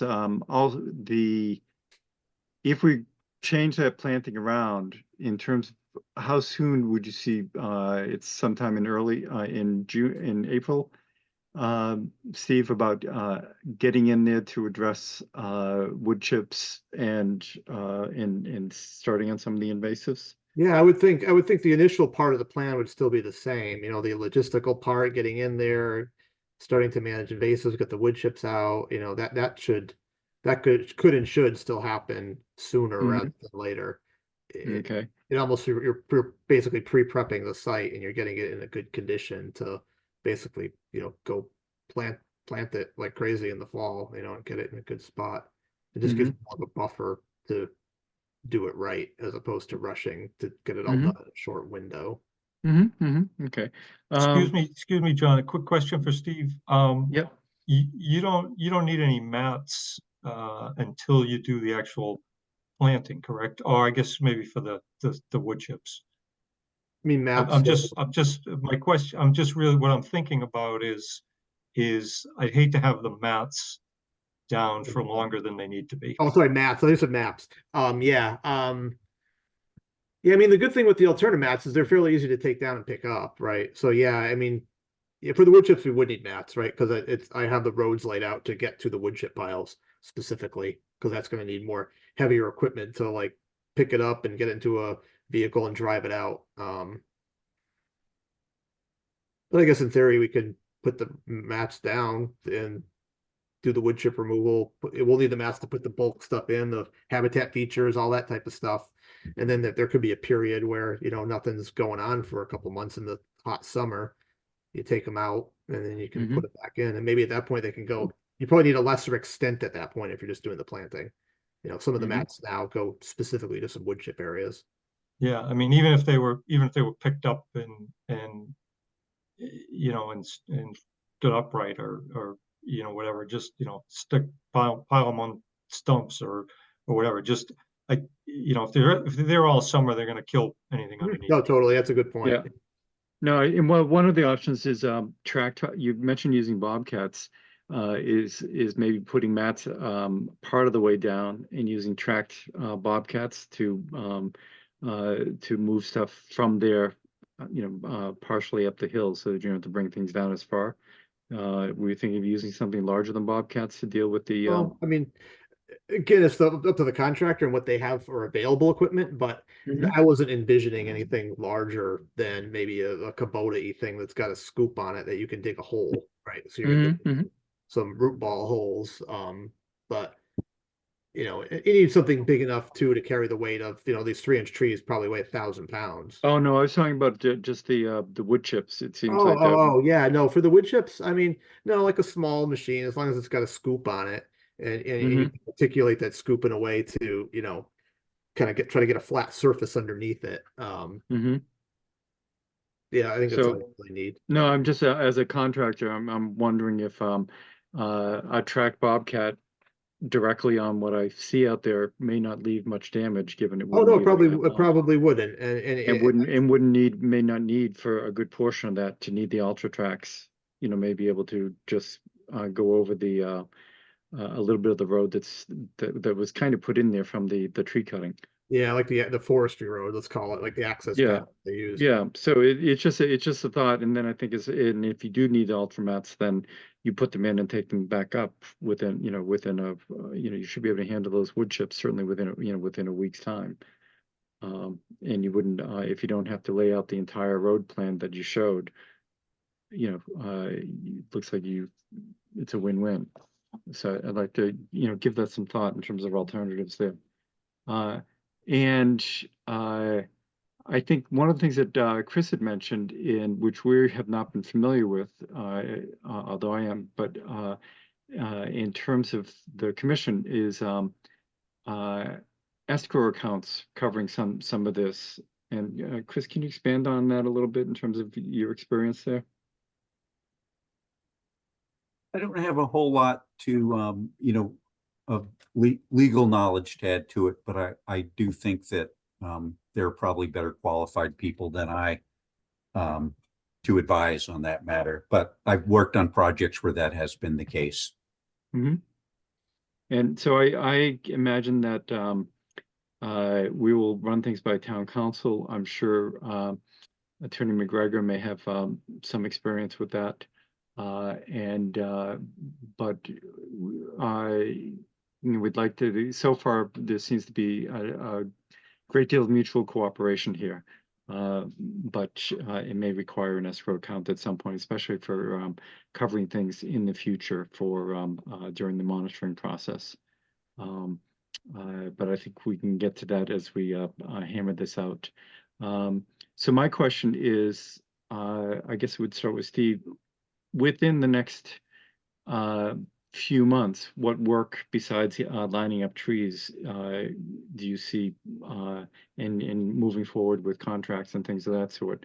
What other things do you see being able to take place in that time frame? You mean in the, like between now and April-ish, like in the kind of upcoming months? Yeah. I mean, they've got to get the contractor on board. Obviously we need to have a more finalized plan so the contractor knows what they're bidding on. Right now, I think it's coming more now that we've had this meeting and there's some, I think, consensus happening. I think that's good. So I think the contractors have more of a sense of what they're going to bid on.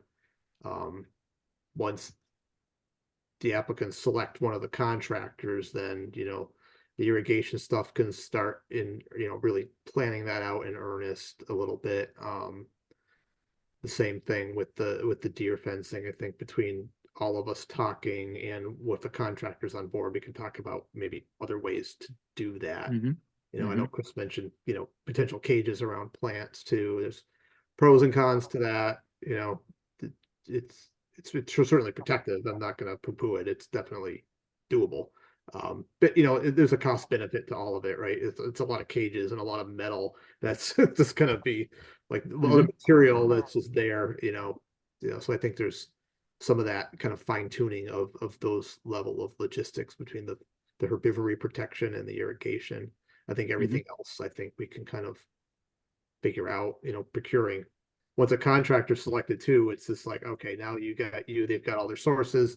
Let's start. Once we select the final plant material, which, I'd like to, even if we don't figure out the logistics quickly, maybe we can figure out the planting plan quickly so everybody knows what plants are, what sizes there are, so people can start securing that and, putting down deposits and figuring that stuff out. So that's the biggest thing, right? Is figuring out the plants. And no, and I think if the plantings to be delayed, the idea of lining everything up and then having it be the supplier's risk, which they may charge for, but to maintain those plants at their site, is a more efficacious way of handling things there. Chris, on once Steve outlined his rationale for the total tree count, and this seems to, it's not a set it and forget it type of thing. Are you pretty much in line with the proposal relative to number of trees? Yes, I am. Okay, great. Thanks. And okay, what I'd like, and I'm not sure, Paul, on your end, as well as maybe on Peter Brook's end, is to this deals with the restoration as it is, in terms of what would be most efficient and proper for a tree restoration plan. It doesn't directly deal with our regulations relative to the as Jim McLaughlin, earlier commissioner, mentioned, the regulations we have for total diameter of things that were cut down and how close we're going to get to that. I don't know if there was a calculation, Steve, about DBH proposed versus DBH already removed? Did you? I did have you the find- number for DBH removed because that was a summary of. Right, I numbers. saw I didn't that. actually calculate the DBH of what this is. I could Mhm. I could just put some math in the Excel table and figure out Mhm. what this DBH So- is. It's going to be a fraction of that number, right? These are small It trees, is. 24-inch trees, right? Right. No, it's significant, and we've run into this on a much smaller scale before. And in other towns, they just come up with a cost per inch, and it goes into a fund. And we don't have those regulations. What we do have is a regulation that allows for trees to be planted off-site in locations of our choosing. But frankly, we may not have enough sites to cover the DBH that's involved here.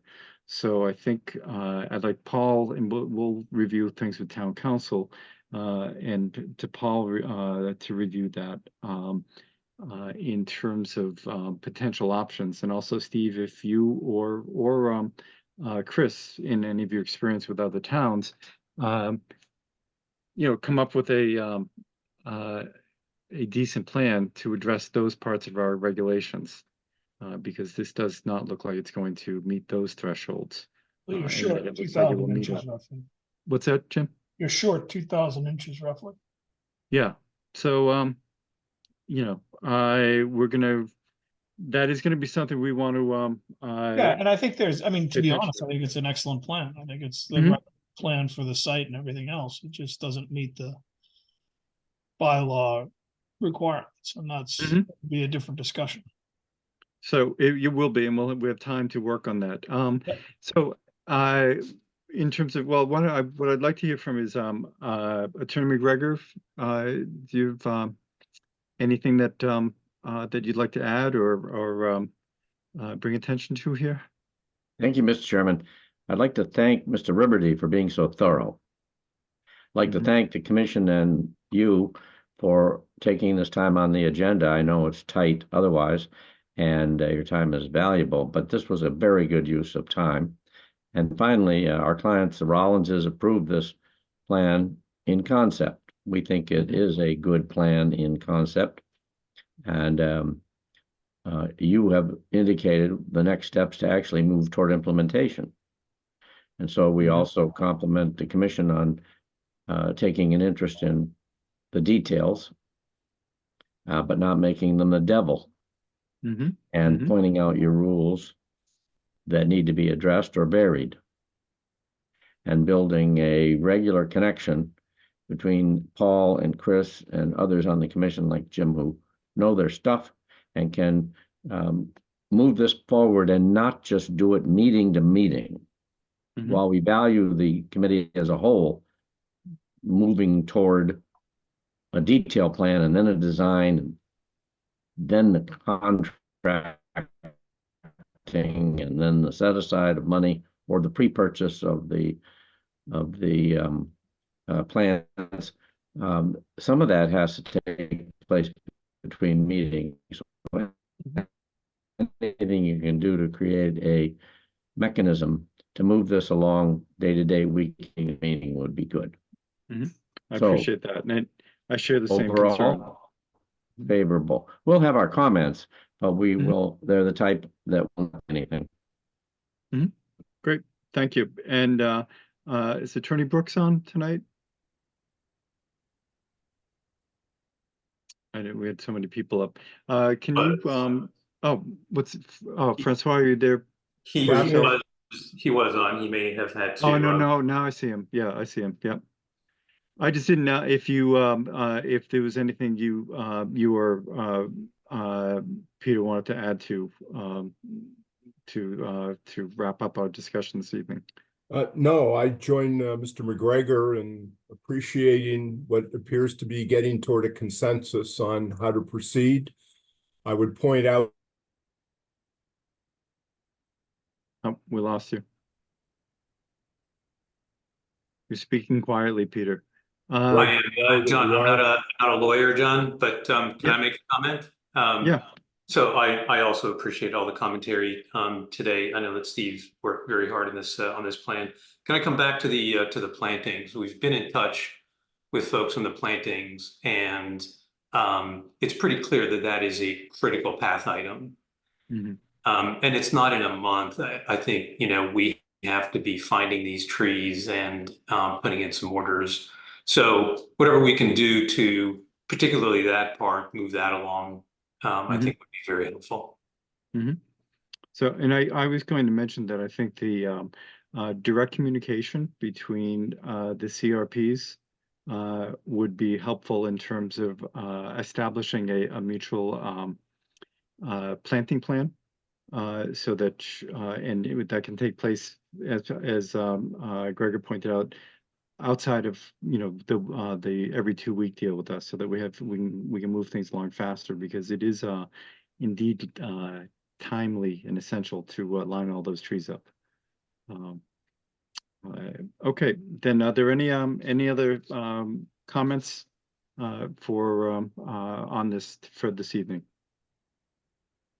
Okay, then I'm heartened, and I'm looking forward to moving forward on this. Although, Janet, did you have your hand up? Yeah, I was just going to suggest, as Greg had mentioned, that perhaps the CERPs, the 3 of them, meet to talk about their different comments and then reconcile those in a revised plan. And then I would, I had actually previously started a list of additional enforcement order requirements for us to look at that would address a number of things once the plan was approved. So I could have that for the next meeting, or that.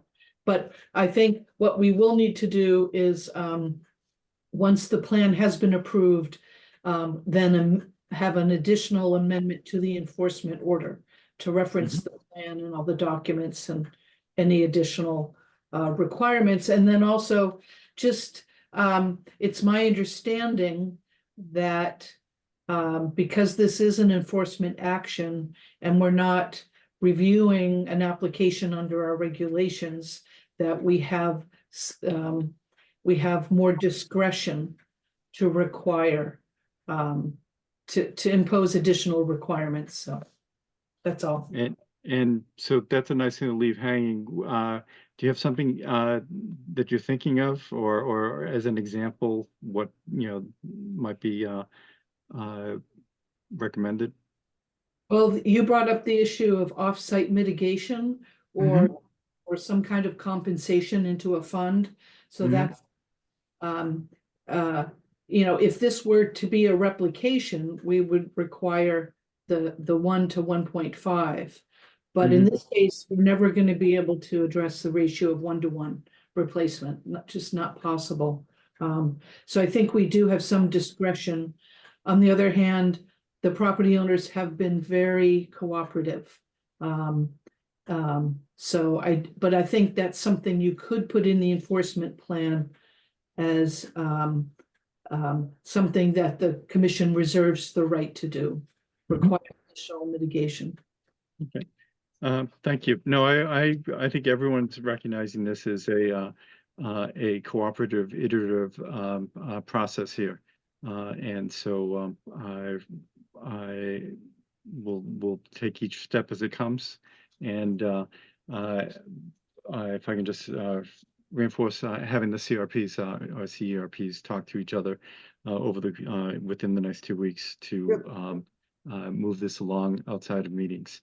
And I was thinking of just responding formally to the comments from both, and then not redoing the plan right now, just kind of work out some of the details, and we'll come to a consensus, and then I'll put pen to paper and revise the plan one time that kind of meets what everybody's kind of talking about. No, and I think that would be helpful by sort of mutual communication there, so that it doesn't have to keep going over and over and over. So, but I think everyone seems to be communicating, and let's just keep it up. Thank you, everyone, for your attention to detail and your professionalism. I appreciate it. Okay, thank you. Thank you, everybody.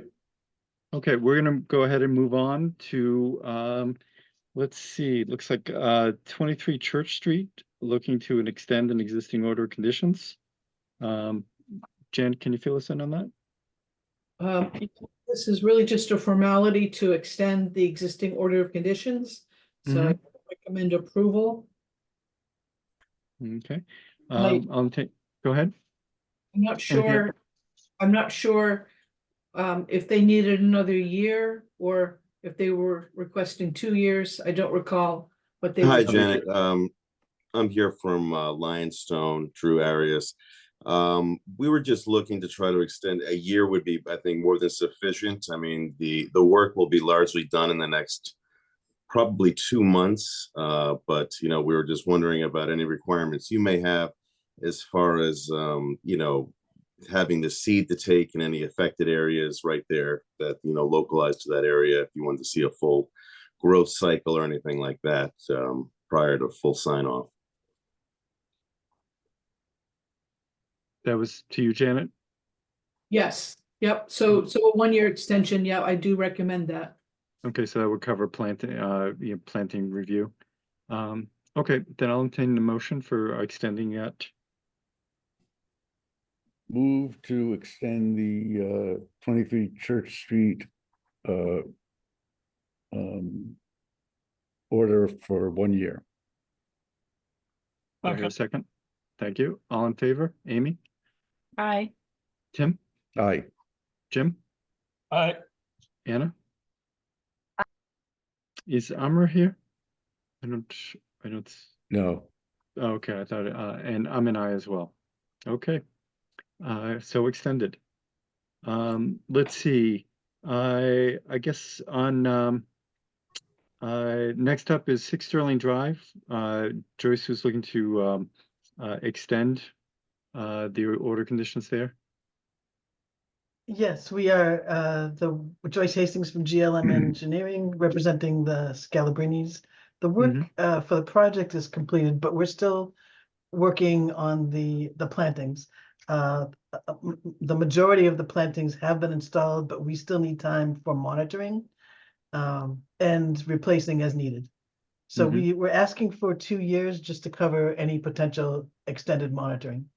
Okay, so was there some discussion with your client about possibly being ready for a certificate of completion? Or Well, we can't get a certificate of completion. It's really the plantings that are extending this. So we wouldn't ask for a certificate of compliance until the plantings are under control and growing. so have you had some loss over the last couple of years, or No, so or we things have, that if you recall, we went through the drought period, but so that first 25 feet was very difficult. In the last year, that first 25 feet, it grew remarkably well. And it did a great job. And then because they just finished the grading, the 25 to the 40, they just planted that this summer and fall. So we really haven't had a period to monitor those plantings.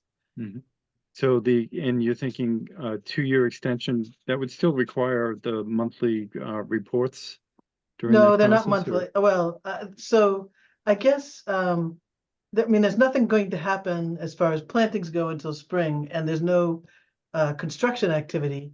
That's up to Janet if she wants an email from the homeowner that says, you know, nothing's been done on the project this month. And And had the they been erosion control barrier is in place. Maybe that, you know, that would be the, Okay, had that Just an- been had they been quarterly or had they been monthly, Janet? no, my reports were quarterly. Okay.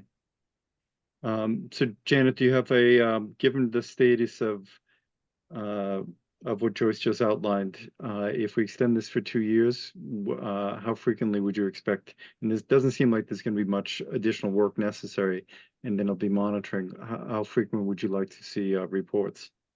So this has come up before, and we've had individuals who still do the monthly reports, but they would just indicate no activity this month. Okay, then we'll maintain that. I'll entertain the motion to grant a 2-year extension for this order of conditions. Move to grant a 2-year extension for 6 Sterling Drive. And do I hear? Thank you. All in favor? Amy? Aye. I'm an aye. Tim? Aye. Jim, Aye. Anna? Great, okay, so done. Let's see, as we're moving in, Joyce, do you have anything else on in front of us? Yeah, I have the next, 15 Wilsondale was continued, and then I have 6 Meadowbrook. Okay, great, then let's proceed with 6 Meadowbrook. So on 6 Meadowbrook, we continued this to notify 2 abutters in Natick, which we have done, and I today gave the green cards that came back and the notification forms so that those abutters have been notified. Okay. And And there really wasn't any, we had finished pretty much our discussion when it was discovered that when it was discovered that I had inadvertently forgotten Natick.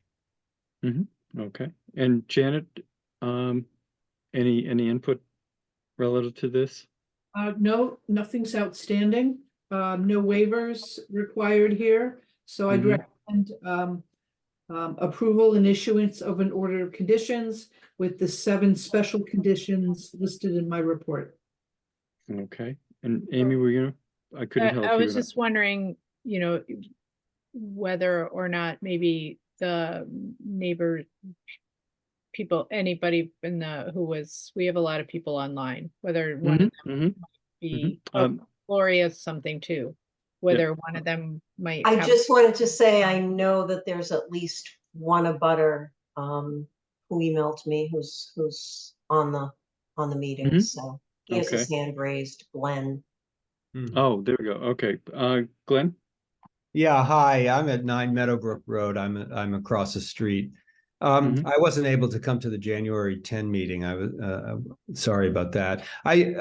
One question I have, it's my understanding that there's a 150-foot buffer zone under the Dover Wetlands bylaws. Actually, it's 100 foot. We tried for 150 and didn't make it a town meeting, so it's 100 foot.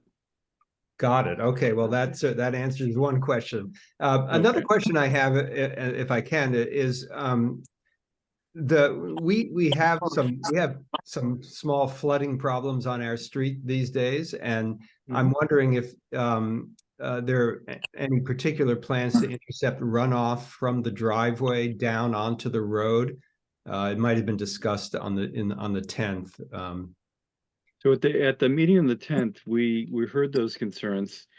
We expressed some of our own as well, but we also point out that that aspect of the project is actually outside our jurisdiction. So because we only have jurisdiction over the 100-foot area, but to bring it to the attention of the building inspector and the town engineer, they would have the jurisdiction over that area there, and the town engineer may be very helpful to the highway department in terms of making sure that both during construction and after construction that the goal is that things are there is no increase in runoff from what there is already, and so those would be the departments to talk to. Good. Okay. Well, thank you. Those are my questions. Thank you. Okay. Well, thank you very much. Are there any other questions or comments from residents? Okay. Given all that, I will entertain a motion to grant the order of conditions. Yes. Move to issue an order of conditions with the specified what do we call those requirements outlined. Janet's special conditions outlined in the agent's report. Excuse me, I was unfamiliar with the system here. I'm sorry to interject, but I'd like to say something if I could. Matt Ross, I'm one of the abutters. And from what number, Matt? 7 Meadowbrook. Okay. Yeah. Again, sorry to interrupt. I don't do these Zoom meetings very often, and I had no idea how to do the polite thing. So I just had a couple. And John and Laurie, you and I had spoke, and you had some of my concerns, but I just wanted to go on the record with a couple of things. and, you know, as far as tree removal in relation to the wetlands. I know that some of this stuff is out of your purview as far as the rest of the construction and drainage issues. But I just had concerns over tree removal on the lot and how that's going to affect the adjacent property at 4 and wetland drainage issues. I just feel like any alterations in elevation and grading and any work in that proposed area of the driveway, you know, might really interfere with drainage as it relates to the wetlands back there. And like Glenn said before me, you know, we're already having drainage and high saturation levels in this immediate area, and I don't imagine any of this is going to make things better. I don't know what could be done to, you know, mitigate any, you know, any water coming from back there, you know, once things start getting moved around. And then just one other thing, I think this is probably out of your ballpark again, but you know, this lot in 2006 was deemed unbuildable. You know, it failed the perk test. And then we have a recent perk test in you know, this summer. And there's just, I find it strange, the discrepancy where it was, you know, totally failed and was deemed unbuildable back then. And now here we are in 4 out of the 5 testing holes we're passing. I'm just curious as to, you know, what changed and, you know, why the discrepancy. And I think, and again, this might be for the building department, but, you know, I think it might be like prudent to have maybe a third party or an independent testing of this area just to see saturation levels as, you know, as it relates to the neighboring wetlands and, you know, how that might affect the rest of us. That's a straight on Board of Health issue. I think you were planning to talk to Jason when we spoke. I had reached out to Jason. Yeah, and so they and as I mentioned, I think the early meeting, they're pretty rigorous, but they have changed some of the regulations over the years. And so he would have I would imagine, a pretty thorough explanation of what changed there, which may be one of a regulation change and not of a site change. But I don't, we're not the right board, unfortunately.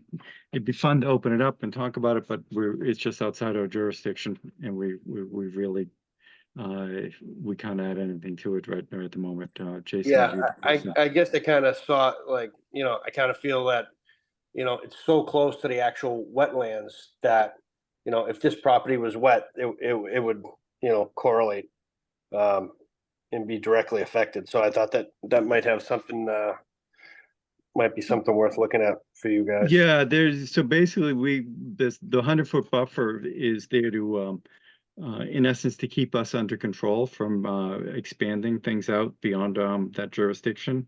And then there are other town boards that are responsible for the construction process, the review for Title V and things of that nature. One of the things that we talked about was there is a buffer of trees there within the town right-of-way. Those are not supposed to be touched, and I, you know, without permission. Right. And so again, and that would be something that comes up with the building inspector. Yeah, I had brought that up with Walter. Yeah, and just because land may feel squishy, it doesn't mean it's under our jurisdiction. Okay. All right.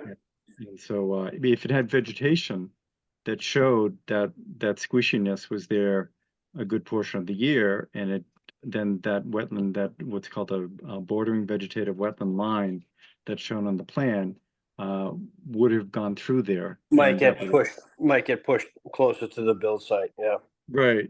But given that GLM is the engineer of record, and they're very well known for their conservative review of things of that nature. then we've agreed with their demarcation of the boarding, the BVW as noted on the plan. So that's all I. All right, so we're seeing it as unrelated.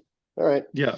Okay. So, but something that other town departments, would be able to help you with. Right, we can address that with them at a later date. All right, thank you, John. I appreciate it.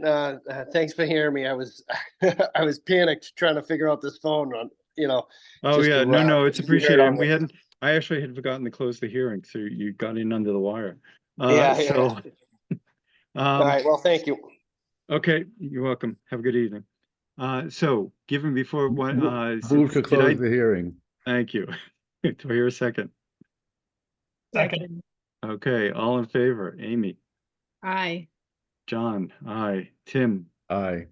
Jim, Uh, Anna. Aye, okay, and then the motion had been, why don't you repeat the motion, Tim? Sorry for that. Sure. Move to issue an order of conditions approving the plan with Janet's additional conditions. Okay, second. thank you. All in favor, Amy? Aye. I'm an aye. Tim? Aye. Jim? Anna? Okay, so there we go. And just let people, I'm going across the screen, so that's why I'm not calling on myself last. I just happen to be right next to Amy. So Thank you very much. Good night. Okay, thanks, Joyce. Have a good evening. Okay, next I have 78 Strawberry Hill. Is that correct? Yes, that's right. Okay, and so why don't you fill us in, Janet? So this project is before us. There had been a number of revisions to the site. You'll recall, the site's over 5 acres. They're building a new single-family home. All work is outside the buffer zone, except for a stormwater swale. The entire property slopes down towards the wetlands. I did delineate the wetlands. This is probably going back many months ago. But the delineation was correct. All work is outside the buffer except for a small portion of the stormwater swale is within the 70-foot no structure, but it's a previously disturbed area. And then at the entrance, a portion of a gate, entrance gate, is within the 50-foot no disturb setback. However, this area had been previously disturbed, and there's no other practical alternative that wouldn't impact trees or allow for a legal entrance. So I am recommending approval. They've addressed all concerns. Mike and Jerry has looked at the stormwater calculations and systems. He has approved those. So I am recommending approval under our grandfather policy for work inside the 50-foot no disturb setback, and also allowing a structure within the 70-foot no structure setback, since all work is located within previously disturbed areas and there are no practical alternatives. And I have an additional 8 special conditions that are sent to the applicant's representatives. I guess for me, I would just comment that obviously a practical alternative is not to build it. I don't know that a gate is a. That's there's actually an existing driveway there. Yeah, but I mean, do we need to add a gate? That's what we're doing. I don't see. It's an aesthetic choice. I mean, you're not going to fence the whole site and call it a security system. I mean, and is it something that impacts the wetland protection? You're in the 50-foot and 70-foot. I mean, I'm just throwing it out there. I'm just and I'm throwing it back at you. That's all. You're increasing the impervious area. Sure, it impacts. Yeah, no, it's an existing lawn. It's existing pavement. I don't see the addition of no, I don't think it's a 4 square feet big impact or anything. I just I think we have to note that there is a practical alternative if you don't do it. And we can, well, yeah, that's an alternative that it can be reviewed and the commission can decide whether they want to grant the notice of intent as And then this is the one submitted. that was behind. This is the driveway that they took the garage out and they built up behind, right? This is like a 11-acre parcel, is that right? Or That's how right. big- It's, yeah, it's, well, I don't know if there was there a garage there? I can't There, recall. it used to go up to the garage or something, and then they extended up into the lot behind, right? There's a little pond out front. It's like, Right, yeah, okay, on the left there, okay. yeah. Mhm. And then the only comment I had on this was this for me always kicked off the large lot setback. So is everything outside the 200? Everything doubles, right? I mean, that's. So that's the thing that we're awfully far along at this point to Well, this never bring got that up. addressed at the Right, time. exactly. You And I know, I think- mean, that's the problem. And I think but I think it's something that we can address the next one that comes in front of us that doesn't, but it seemed there, because does this already have a foundation? I'm just. Yes, yes, it's, so. yes, it's, the construction is well underway. Yeah, Correct. so I think, and the thing there is for us to clarify, what was this, what Jim's bringing up is that there was some discussion as to whether a review of, large lots, which was done, who knows, maybe 20 years ago or something, there's some wording as to whether it is specifying, are directly to subdivisions, in which case you would double all your setbacks. Well, Or I if think it covers- in the wording that's in the document, it's a large lot, not just a. I not just, think that's why we had a disagreement. Yeah, we will. And we will, but I think it's something I think it's worth us taking up and maybe even putting on the agenda to review it outside of anyone else's lot. I think the horse has been out of the barn on this one for Oh, quite no, some and I time. agree. I just, Yeah, how far outside are you? I mean, that's just, I mean, you're up on top of the hill, right? I mean, you're not down in the. No, they're Yeah, that was I the mean, whole they're not thing. even close. I mean, that's. No, they originally came to our attention because everything had been clear cut and there was the possibility of them being within 100 feet. Right. And it turned out that they weren't at that point. But then just the sheer amount of clear cutting that had been involved in the fact that it was a large lot that had been that brought that up.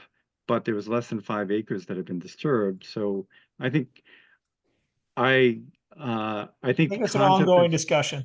well, but I think the idea of trying to schedule in something maybe in March or something like that, putting it on the agenda to clarify that. So that if that wording needs clarification, and I don't know if it's a regulation or a bylaw, it's something that we should do just so that we don't give people heart attacks. Late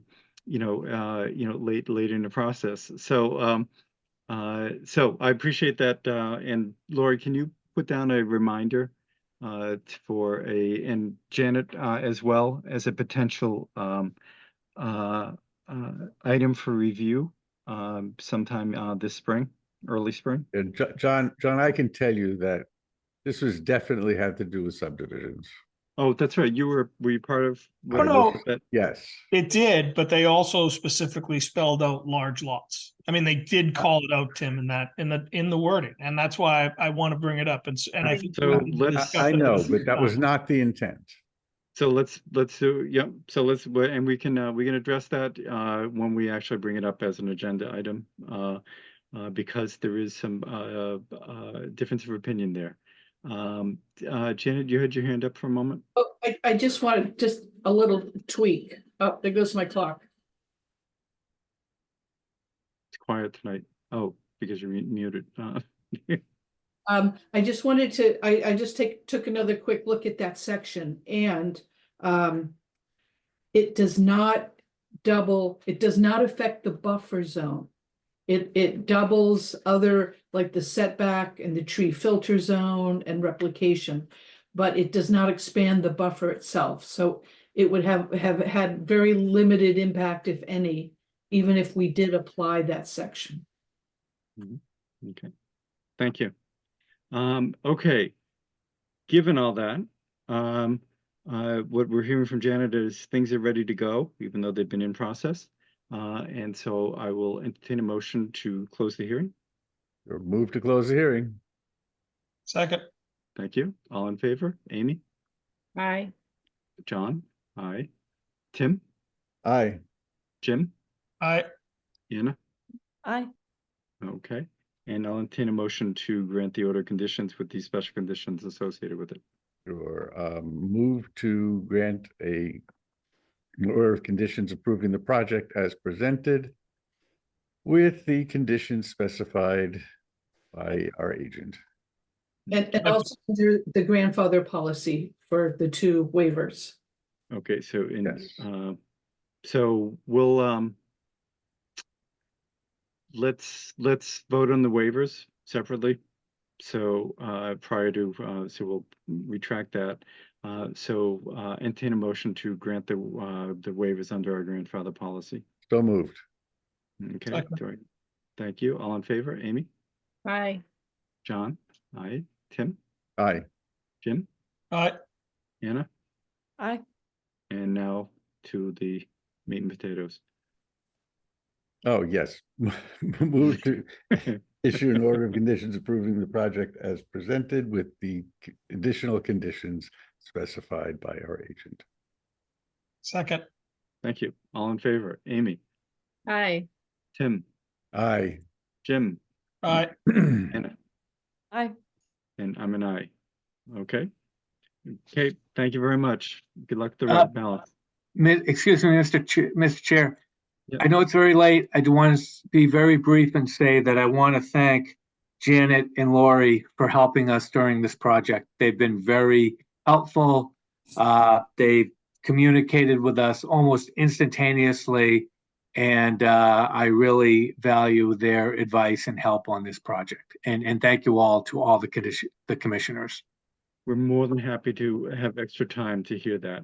So thank you very much. Great. And thanks both Lori and Janet. Thank Great. you. Thank Bye-bye. you all. Good night. Good night. Let's see, 10 Draper Road was continued, and as was 72 Farm Street. So then we are now looking at annual report, the commission approval. Lori, do you want to? Well, I sent it out to everyone. I got a couple tweaks back from Amy, and then Janet submitted her recommended revisions. I think maybe yesterday. Mm-hmm. And So, for some reason, I was on a device that couldn't open that when I first tried to. Janet, what's the gist of your revisions? Amy's dealt with being accurate on acreage and things of that nature. What did yours have to add? I just added notices of violation and minor permit modifications to the listing of our work for the year. And then I also added, I added back in the South Natick. Last year, the South Natick Dam monitoring piece was in it. But I added that because there was ongoing monitoring of that this year. And I think that was about it. Okay. And Great. yeah, and you added vernal pools. Oh, So the nit on the acreage is because we have Wilson's Way, right? Well, do we? I don't know. Yes, we do. We do. We have I have the title, so yes. Oh, it's okay. done. Oh, wow. What a concept. Okay, excellent. Thank you. But, Lori? just, I don't know what happened with that number. I don't know how that 567 appeared. I don't know, but that's our report from last year. Because interesting. previously I had 567 573. was probably correct last year. We added a few acres this year. Or Okay. it's possible I didn't check it last year. Well, I appreciate that because that's exactly what I have too. I had 573, so I was close, but I think it's thank you for pointing that out. Okay, so have 70 them more down to the acres and decimal we have a point. square mile. So, So if you all want to approve that, I can get it to the town report committee tomorrow. okay, then I'll entertain a motion to Sure, approve the, move to approve the town report as written. Second. all in favor? Amy, Aye. Jim, Aye. Anna, Aye. Tim? Aye. And I'm an aye as well.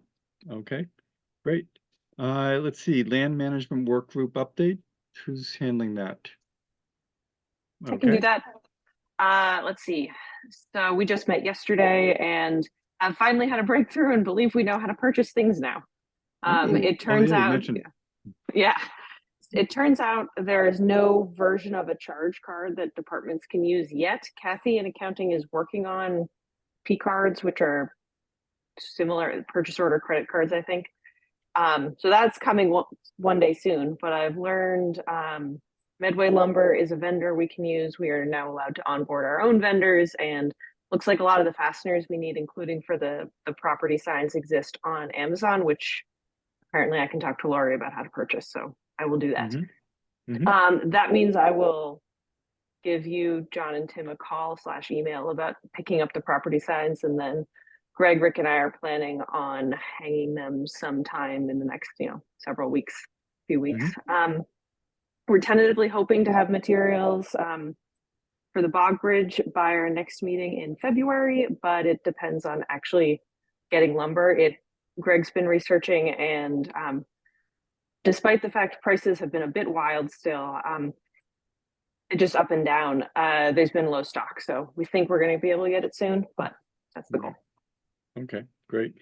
Tim, did you, on the router there, have you had a chance to look into what the repair necessary is for that? For my machine? Yeah, Yeah, it's just a matter of getting to it. I have this stuff to do it. Oh, okay, okay, because so just, yeah, puts you on notice that somewhere down the line, there'll be a couple more signs coming. Okay. Once we figure out what they are. So great. Let's see, the Land Transfer Warrant Act. Yes. I drafted a memo last night. I was going to send around and then realized it might count as an opinion, so I held it. Let me share my screen. What's the difference between an opinion and draft?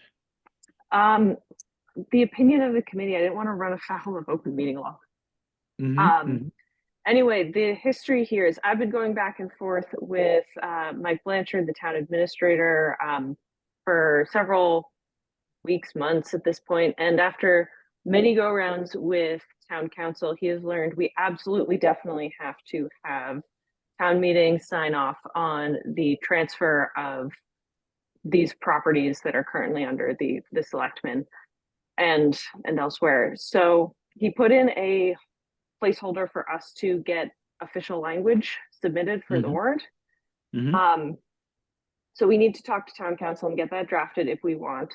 This is my proposal on what we should do this year. The town-owned land for conservation use, which is like Valley Farm and its related stuff. The tax taken parcels. Oh, let's see my gesture.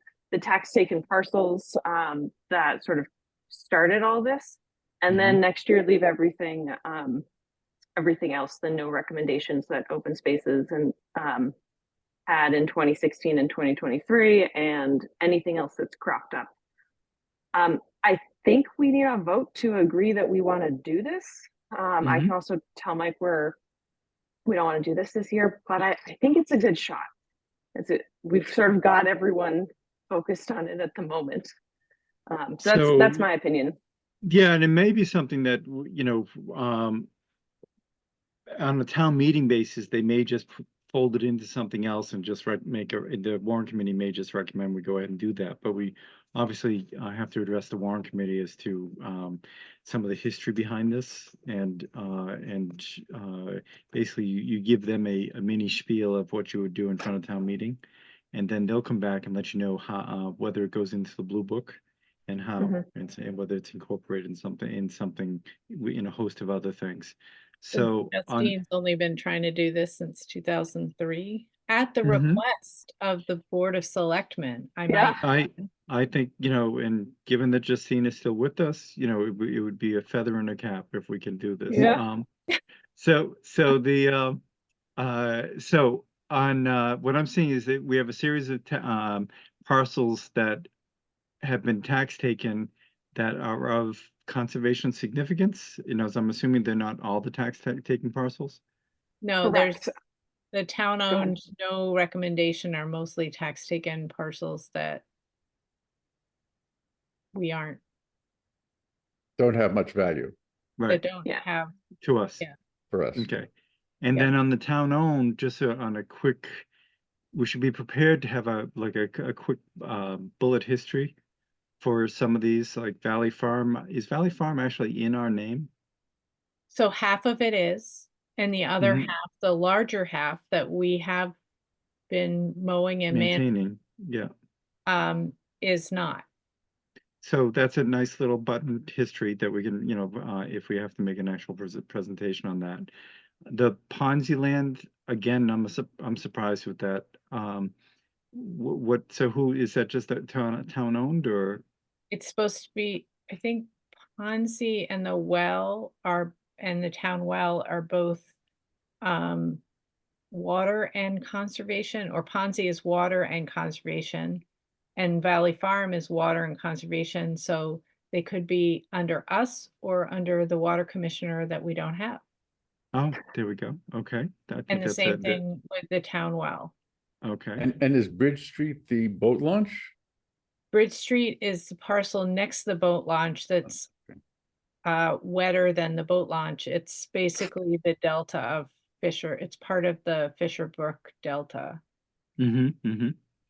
And was that granted to the town, or how did that? No, the town bought it for like $20,000 from the foreclosure, out of foreclosure. Oh, okay. And how long ago was that?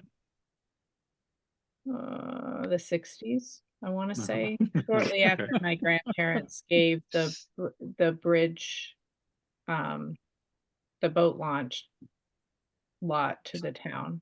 So was the boat launch granted to the town from your grandparents, or?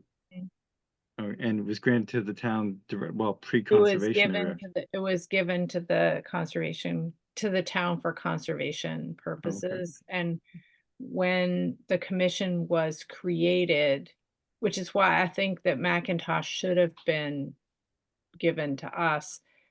When the commission was created, all the land that was owned by the town for conservation purposes in the deed was supposed to be titled to us. Mm-hmm. And so when McIntosh, the town actually bought it, it's deed restricted to passive recreation and conservation purposes. So it should have been it should have been titled to us. I don't know why it wasn't. So were any of these properties, did they need to be properly accepted by the town previously? And had they been? It's a little hard for me to tell the history. I think. I mean, they're titled to the town. The deed is Okay. in the town's name. Because I'm just saying that's something that the selectmen are grappling with now relative to other easements and things like that. That's different. An easement is different, I guess. I don't know. No, I think you're why right. if something is registered. At the deed registry. Yep. So, okay. The only thing, there isn't anything here that was given. Ponzi, I don't know. Valley Farm was purchased. Yeah, McIntosh, Valley Farm, and Bridge Street were all purchased. I don't know Ponzi and the well. Mm-hmm.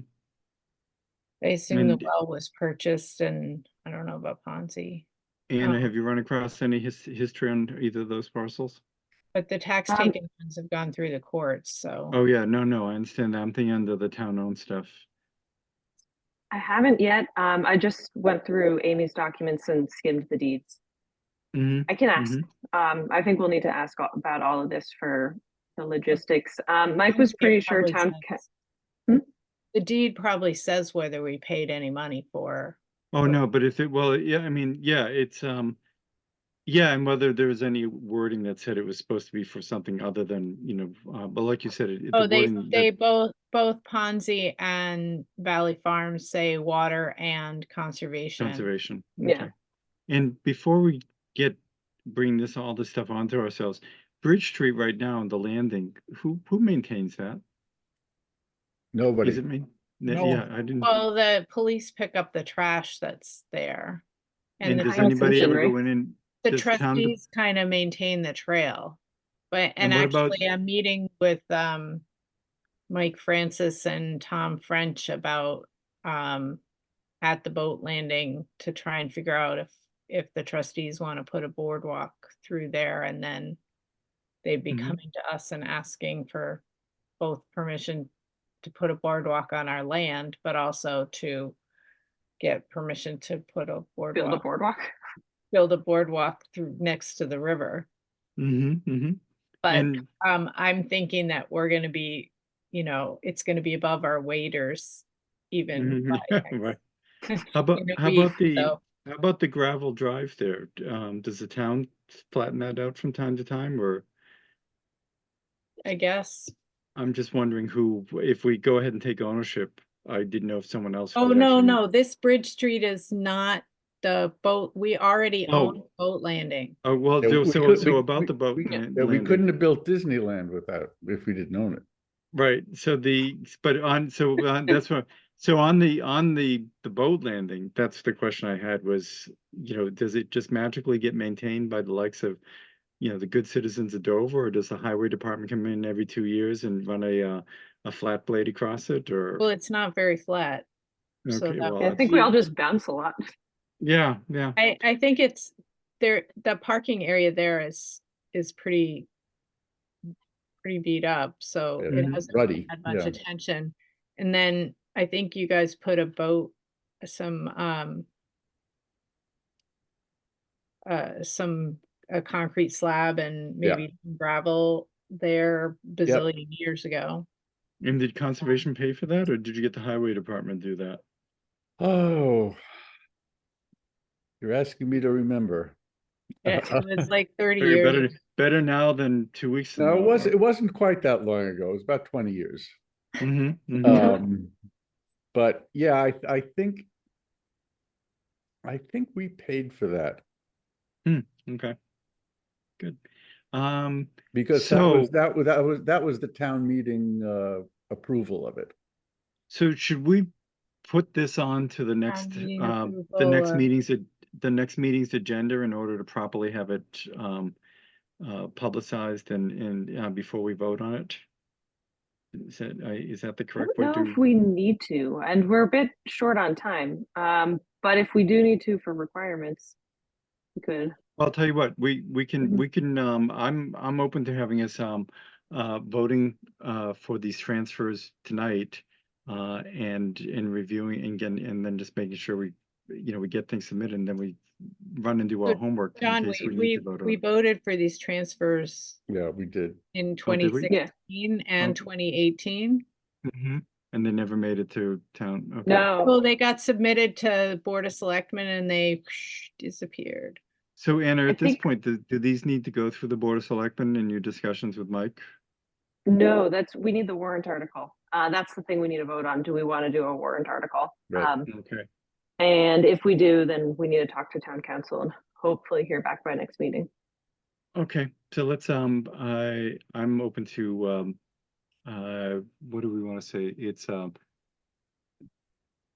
what's a word for revote? We're basically, we're confirming our initial votes. A confirmatory vote for multiple Well, prior votes. I think what we need is a vote for the having to do with the warrant article. To submit this as a warrant Yes. article. Okay. I'll entertain a motion for that. Anna, why don't you do that since you did all the work? So moved. Let's motion to submit a warrant article to get these tax taken and town owned properties per the 2023 memo. Second. All in favor? Amy, Aye. Tim, Aye. Jim, Aye. Anna, Aye. And I'm an aye. So done. So now we'll just stay on top of it and make sure we do our homework to get that in there. Before I forget, so if we're going to get Amazon privileges, can we get Jim a boat? I actually found there's a local vendor who builds polyethylene workboats Cool. very cost effectively, and they're indestructible. We'd have it for Very good. 100 years, right? Like it's the most conservation friendly boat out there. And then we give you the right vitamins and you can be right I along know. with it. Hey, if I get, another 10, I'll be good. So I have, I, while during the meeting, I got we all got an email. Yes. Amara has resigned. Yes. Oh. From the commission. So I'm sorry to hear that. Yeah. It just wasn't fun enough. Well, she's just too busy. Yeah, no, she has many, Work and family. Well, okay, reach out to your friends or some of you not friends, depending on how you feel about it.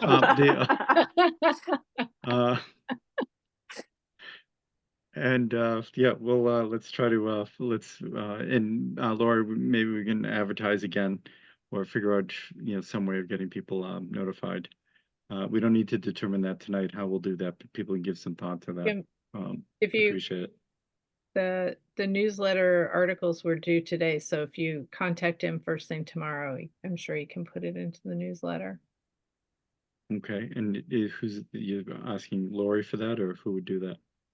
Or who does the newsletter submissions? Is it Janet or Lori? Is that Chris, the assistant town administrator? Yeah. Yeah. So I think we had an article, something, a little blurb in the newsletter before, so maybe we could just copy that. I don't know. I'll just I'll talk to Chris about it. I don't have that. I mean, it would be easier for me to just talk to him about it, because Mona mentioned putting together something for the website too, for all the boards, any open positions. So I'll talk to both of them tomorrow and see what we can. Thank you. Great, thanks. Jim, you had some things to bring up about Yeah, just a few things. Sorry. 56 Farm Street. The 54, was it 52 or 54 that we had a quarter of conditions for the front entrance? There was wetlands, they wanted gates, and then the pond, they had fences in the back. Oh, was that where you go down this, you go downhill the driveway next to Boylan's? 48. Is it 48? I drive by and I see it and I always mess up getting the number. It's the SIPs. I know it's the SIPs. Yeah. SIPP. And you mean anyway, with okay, yeah. the farm, the house next to it is for sale. Yeah, that is 52. 52, and I just wondered if there was an open order of conditions, or they had similar conditions, or are there any wetlands to concern ourselves about with a deed transfer there? There are wetlands all along the side of their driveway. Right. So and there are a lot of wetlands behind them.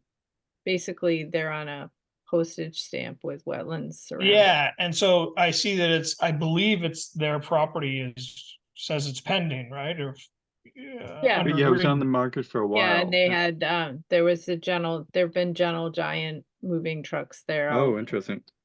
So I can tell you that Lori and I both were contacted by the closing attorney for that owner. So they're working on that COC. Yeah, that should be for us soon. I think they had they put an electric line down the driveway or something. Beside the driveway, they trenched something beside the driveway. I think that's what it was for. Yeah. Right. So I just wanted to surface it as a 66 Main Street is a house that's been there, from the 50s or 60s, and it is gently collapsing. Are we concerned that it's next to a stream and a wetland and stuff within, I'd guess, 100 feet of it? As stated, that sounds concerning. I mean, the thing's collapsing. It's got a tarp over it and it's falling down. So, it's really not in. What are they doing to? Why? What is purview? But Only if Yeah, oh. it comes up that it's next to a stream. And wet, it's super wet back there. So do you think the house is within the 100-foot buffer? Absolutely. And it's within the Interesting. 200-foot riverfront and, Mm-hmm. I think there's multiple issues back there. That's a perennial stream there? I think it's a perennial stream. So it was bought in 1990. That was the last time it was sold. Yeah. So it could be an estate issue. No, exactly. And it's been moldering for a few years. And I knew the people who had it back in the 90s. There was the Humphreys. And there's like 68 Main Street. There's wetlands on the property and there's a stream. Yeah, I mean it's wet back there. And it backs up to, it looks like a piece of conservation land. Pleasant View Conservation Area when I look on Mass Mapper. So I mean, it's a pretty substantial corridor through there.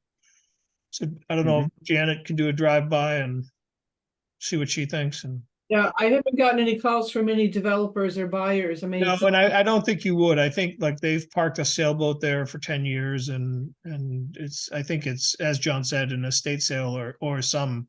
It's just a forgotten piece of. So it's a DLCT. It's the DLCT Annie King Lane property that's what the Pleasant View. Yeah. Conservation. Backs up okay. Yeah. Well, so this runs up to the back of it, and I mean maybe we ask if they want to donate it. Possibly. Or maybe I can see if Tom is interested in having DLCT own it too. Well, if it's collapsing, it's probably good wildlife habitat, right? Yeah, no, exactly. As he suggested, we should girdle some trees and kill them all. Yeah, no, 1945. There's that asbestos in the basement. Yeah, I'm sure I'm sure. So the okay, so I guess part of it would be somebody to look into the title and see what's going on, find out who owns it, and who would like to volunteer for that. I can certainly look up the. I was just gonna say Amy's already done it. But I'm just looking on Mass Mapper. I haven't gone to the registry yet. Yeah. So if we can find that out, and then we can see who knows who. Mark Hazlitt is the owner of record for the town. Does that sound familiar, Jim? But no, it was Humphreys when I knew the family there. But the town takes a while if it's been sold, so. I don't think it's changed hands. There's absolutely no activity there. Nobody's looked at the driveway. Well, maybe the thing there would be whether Walter would review it as a potential. Well, that's the thing. Like there's down by us in Brewster and the town building inspector says it's tight to the weather. I can't do anything. So I think being open to the weather is the other. I just think it needs some erosion control at the bare minimum. I mean, it can molder into a pile, but I just don't know what's running out of there. You know what I mean? I assume it's empty. And how far do you? I hope how it's far empty. do you think the wetland is fall from there? down. Oh, John. I mean, I'm looking at it. Hold on. Let me see if I can measure it. I mean, maybe it's outside, but so the edge of the wetland to the house is 49 feet. 49? 49 feet. So on Mass Mapper, the edge of the wetland to the edge of the house is 49 feet. So and the stream is probably a little further. You know what I mean? So plus or minus 20 feet from Mass Mapper, but still that's you're still within 100, you know? Well, you want to take a walk down there one of these days and just walk down the driveway and poke around, or? Sure. Yeah, I'll do it when I drive by. I go by there like 5 times a day. So. Yeah, why don't you do that? There could just be a hermit living in there. I don't know. Yeah. Well, he's probably living in the sailboat as the house. I was just gonna say, check the boat first. So okay, why don't we so that's something to look at. It's not gonna fall down this week. No, it's just but I think it does need some attention as erosion control. Okay. And then moving on to Channing Pond. Channing Pond, the trapping season ends April 15th, tax day. So I don't know if we want to reach out to the guy who did the beaver work for us before and recommend that. So we voted on this, did we not? I don't know that we did. I thought we had. Excuse me, Lori, had we voted on this to proceed with you know, in season, we realized, we discussed not having to contact Board of Health. Did we? I don't think we have recently. I think we're thinking of the last time. Yeah. I think all those stuff, when we went to do the emergency permit with the Board of Health, it turned out that due to the fact that it was in trapping season, we could just have it trapped. Right. So, and I maybe I'm making this, I thought we had voted and decided that we were, because we're in trapping season, that we were gonna vote to No, move well, forward. I'll call, or Lori, I'll ask you for the contact info for the beaver management guy. I can't think of his name off the top of my head. And I guess then we'd take a look and see whether we can do anything with that. It's probably way too wet to get a machine in there at this point. Yeah. It's actually, that is underwater. land underwater now. Yeah. That whole section back there. So who, Lori? isn't that, doesn't that come under Park and Rec, Channing Pond? We own the back part. Okay, it's that back part then, same as Yeah, before. it's yeah, we looked at this before and we have, it's a weird funky ownership there. and Yeah, it's- so it's that same spot. Yep, that same you spot. want to- Well, we should probably just, you know, let Mark. Oh, yeah, know no, that yeah. I'll make Okay. sure. And then, I mean, I'd love to get a excavator in there and Yeah, we may have to wait for, it's funny, I just ran into a situation with a building site where the water table is so high that it never went down Yeah. last year. Anna? Yeah, I know we voted for and we did trapping last year. I would like to spend more time at some non-lethal options, like dealing with the culvert, getting a box around it or something. it's not does the anyone mi- culvert. They're not, they've built a dam in the middle of Yeah. the stream and there's no way to, there's Yeah, not there's no- enough drop to do the beaver deceiver there. I feel like I've read recently about some different contraptions that are not this same beaver deceiver going through the dam, but like over flatter spaces. Does anyone mind if I also call around and do some research? No, go right ahead. Just Okay. have it done before the end of the trapping season. But no, I mean, So- that's fine. That's what we've run into. Lori, Question though, Jim, are you just talking about trapping or are you talking about taking down the beaver house? No, I would leave the beaver house. I would remove a That portion of the dam. might need, if you're gonna remove a beaver dam, well, maybe that just needs conservation and not Board of Health. Yeah, it wouldn't be Board of Health. No, they're just if it's outside of trapping season. Right. I'm just trying to, yeah, okay. And then Anna will do her research too, but. Yeah, and I'm in no rush to do anything, so. Okay, yeah, I'll turn the report back with I'd something at least love next to come time. up with a solution to Actually, get that. You know what I mean? Sorry, go ahead. No, to get under that dam. Lori?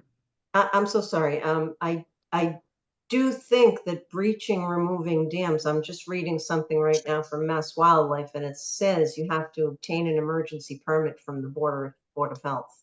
Okay.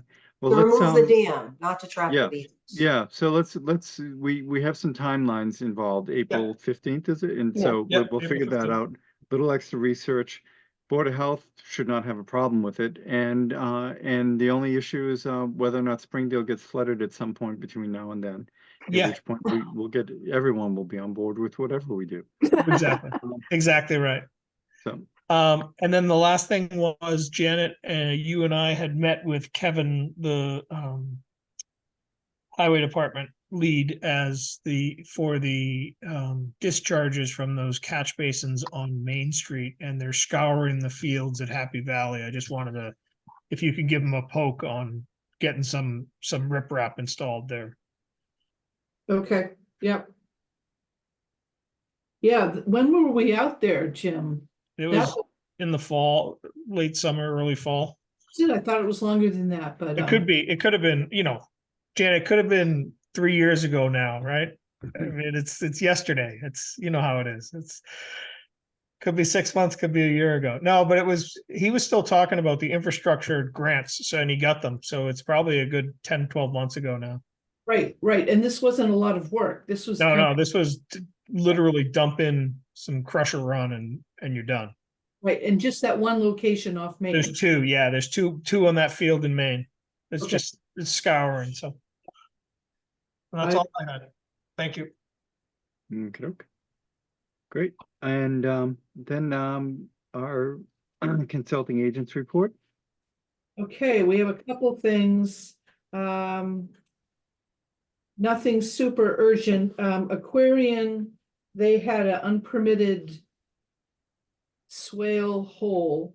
And they're going to be coming before us at the next meeting with a restoration plan. I had sent out a request from the Charles River Climate Compact and the Charles River Watershed Association for a grant application under the Mass Healthy Soils Action Plan grant. And I was hoping if there was just consensus that we would add our name to support that. It's a regional effort to improve soil conditions and address flooding and climate resiliency. The only question I had on it, Janet, was can you help me understand what the equity goals for Wellesley are that they're supporting with this? So when you're applying for a state grant now, you have to include whether you have any environmental justice communities. Dover does not, but Wellesley does. They have some pockets of EJ communities. And I believe what is environmental justice? Environmental justice is if any class of residents are from a minority population based on race or income or a number of variables. But the state goal is to, these environmental justice communities are usually those who get dumped on for lots of different reasons. They're poor and they have no voice. And so the state has made that a priority to address environmental justice in everything they do when grants come up. So I believe there are several pockets of environmental justice communities, mainly through the housing authority, the affordable housing pockets there. Which we don't have, so. We don't have, but Wellesley does have some. Needham does as well. Natick does too. Okay. Is that a good answer, Jim? Yeah, it's just it was just seemed as I would understand it as a grant application. And I just don't know what Wellesley's equity justice goals are. No, yeah, at the start, they do have some public housing there, so in different areas. Okay, so basically, Jan, you're asking for us to voice support for the Climate Compact application, but so what's involved in our joining that? Is there much work involved on your part? There's no work. We're just signing on because it's a regional grant. So all the 18 communities in the Climate Compact, they're just looking for everyone's support. That's all. There's no down the line. Would we get funding to do certain things or? It would be a regional grant, so it could benefit like the Charles River. Their focus is mainly on benefiting the Charles River and the watershed. Okay. Anyone have any concerns about that? So I would entertain a motion to vote in favor of signing off on that. Sure. Move to voice our support for. Would you give me the name again? The Mass Healthy Soils Action Plan Grant. That. Okay. All in favor, Amy? Tim? Aye. Anna? I volunteer some with CRWA, so I'm not sure if I should abstain, but. What's that? You volunteer with? With Charles River Watershed Association. So I can abstain or I can vote. I think you're perfectly fine to vote on that. Okay. I give them lots of money. Okay. I'm voting. I'm an aye. Jim, did I call? Aye. Yep. Okay. Aye. Great. Okay. Carry on, Janet. So the Chestnut Street Bridge, they are still doing remedial soil removal. They still have booms out in the Charles River. again, which is very high. At this point, though, they're not detecting any oil residue in the Charles River, but they'll be monitoring that, and they is DEP. So, I mean, this was just a standard mineral oil, right? This wasn't any weird. Little different than that, but also I've heard from 20 gallons to more than that. 20 is not even counted in most states, but they're trying to do their due diligence there. And of course, the water's so high that they have to remove the deck on the street there and go in from above. So yeah, yeah, that's what I'm hearing too. That it is, it's a non-hazardous material. There's also a high voltage wire going through the bridge though, or something. So it's Yeah. just like a messy situation. Oh yeah, no, don't put your foot in the Charles anywhere from Medfield to Waltham. No. So The South Native Planning Charles on it. River Dam they've had a number of series of hearings. Again, they're going to remove the spillway and improve the park area. I'll keep everyone updated. So item 5 is the most exciting, which is new DEP wetland regulations, mainly with regard to stormwater, with the goal of addressing climate change and sort of resetting the wetland regs to address a broad set of feedback people are getting that the wetland regs are not sufficient anymore. So this is a very large overhaul. And what I'm hoping is that I can get our circuit rider to come to some light agenda to give you an overhaul. But I've been attending a couple meetings, and I'll tell you, there's some big changes. Let me just give you 1 or 2 examples. So it used to be that the stormwater requirements only applied to a four house subdivision or an industrial lot. Now, and again, these are draft regs, but they're pretty final. All notice of intents are going to require a construction period, erosion control plan, and a pollution prevention plan. So that's a fairly substantial new requirement. Also, the word alter in the definitions used to be an alteration included the lowering of the water level on a property. It's now being changed to changing the water level. If it goes up or if it goes down, it's going to trigger review by the commission, and it has to meet those performance standards. So also the other big one is in looking at the alternatives analysis and what was impracticable. It used to be it was due to physical constraints or costs. They took out the cost part of the definition. So to say That's a big deal. To say something's impractical, it can only be based on the physical constraints on the site. So anyways, it's really interesting, and I think it's a really good, long overdue, some of these changes. And I will be, once these are finalized, well, actually before they're finalized, I'm going to be comparing them to our regs to make sure that we're at least more stringent. We may have to revise our regulations or even our bylaw, because a local bylaw has to be more stringent, not less. So this might require some changes, but we will know more down the road. Let's see, what else? I sent out an email today. We got some very late DEP technical comments on the DPW Willow and Dedham culverts project. We approved that order of condition on January 10th, and it took 7 weeks to get their comments to us. But Scott Jordan from Ecotech responded, and I think we're fine. Their comments, I don't think they really read through the NOI. that well, DEP. So, Mm-hmm.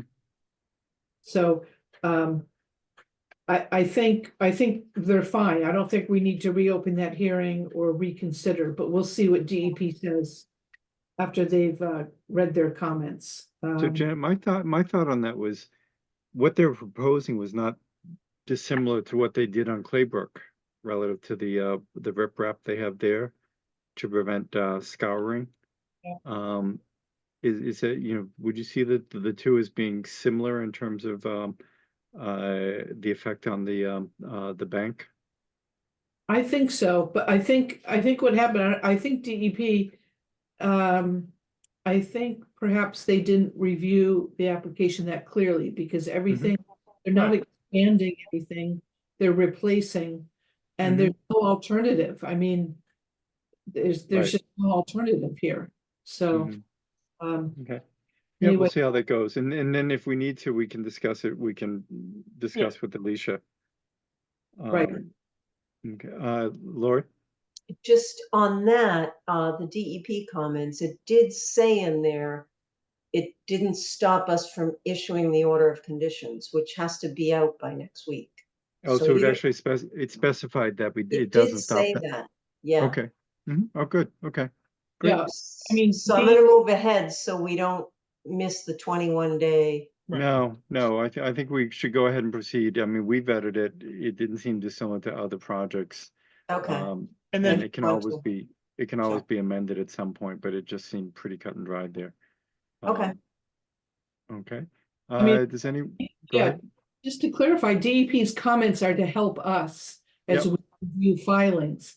I've only heard of one case where DEP jumped in and it made their own direct appeal of a Concom's decision. So they usually defer to the Concom. So No, we had one incident years ago with a septic system on the Charles that took away some very small amount of floodplain, and they were right. So we sent them back to redesign. So, yeah, but and also they did that prior to our issuing. You know, they actually had a faster turnaround. Okay, anything else for anyone? Just quickly, I'm late in this. Amy mentioned that the article, the deadline for the digital newsletter. I am halfway through an article on wetlands and flooding, how wetlands, the value of wetlands and preventing flooding, because we've had so many flooding issues. So I've gotten an extension from Chris on that. Oh, good. So I'll get that out to everyone in the next couple of days, but it's just, you know, there's not much to it, but I thought it'd be worth to try to get it in this month. I sent you some neighborhood comments on the Trout Brook 40B. That hearing is continued tomorrow night. A lot of that neighborhood is very well organized and they have their own attorney. So my guess is if that does get approved, there will be an appeal. And so that'll take a while to get back to us. So that's tomorrow night? Yes, tomorrow at 7. So I just happened to pull up something I mentioned at the last meeting, the concept of freeboard, which was building above floodplain levels. And so I think I'll try to make that and at least bring that concept up. I think I read the letter from their attorney, the neighborhood group's attorney, and there's a decision specifically about this, and it talks about the issue they had was you couldn't have below market housing on only one lot. It had to be like you couldn't call it a 40B if it was only one lot. You know what I'm saying? Like it had to be multiple lots. Yeah, I didn't see. So what I'd seen, I didn't see that particular statement, but I have seen other court cases which are relatively recent because they deal with mass housing is really trying to go out and deal with this neighborhood issue. So that, but you see what it is. Yeah, we'll see. They're organized. They have an attorney. Let's see what they come up with. And this guy is clearly, I think what maximizing what he can do. You know what he can do because of going through this process. It may not necessarily be the right thing to do for wetlands there. Go ahead, Dan. I think the point that their attorney was making, because I saw, I read through those really quickly just before the meeting.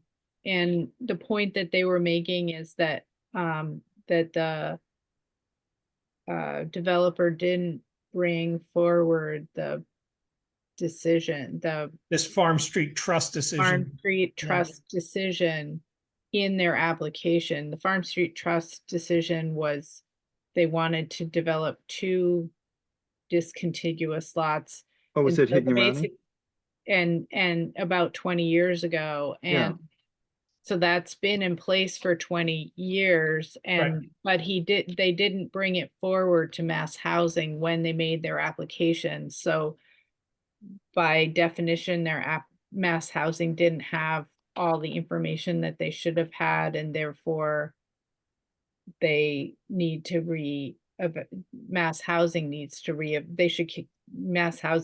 reevaluate whether or not they want to provide the letter or whatever it's called that they authorize the So 40B in the first place. So Mass Housing did issue a letter authorizing it? Yes. Okay, and I thought that But it it was- embodied, I thought I'd seen that, and then embodied in that, they made reference to later cases, after Hignorani. And because what I understood was the Hignorani one failed because it wasn't within the same neighborhood. No, one they was were in the same Walpole Street. neighborhood. They were just discontiguous, and so the idea No, is that if Hignorani was Walpole Street and Farm Street. That's Are they? Yeah, Well, I don't know. yeah. So It- anyway, it's- I'm only reading the opinion, I'm Mhm. not reading the actual, I wasn't here for, well, I don't know if I was here for the actual thing, but so Jim, you said there was what time tomorrow? 7. 7, I think. Oh, 7, okay. Yeah. Great. It's on Zoom. Yeah. Mm-hmm. And then Janet, I just had, if you could, next time you speak to Alicia, who owns, if you are on the Charles River and a tree falls from your property into the river and makes it unnavigable, who owns cleaning that up? And can I go with a chainsaw and cut a chunk out of the tree? I mean, I know we typically leave things in the wetlands. We don't mess with them, but it's now Well, you could cut it and just let it float away. Yeah, as long as we get 7 hard copies. In Yeah, the right. office, but, yeah. No, I'm just wondering, like, I see these, like the one where they just did the riprap on Claybrook. That is unnavigable below that because there's 3 trees laying across the river that block the entire river. You'd be surprised how many riverfront owners own into the river. I know, no, that's what I'm Yeah. saying. They typically own to the midline.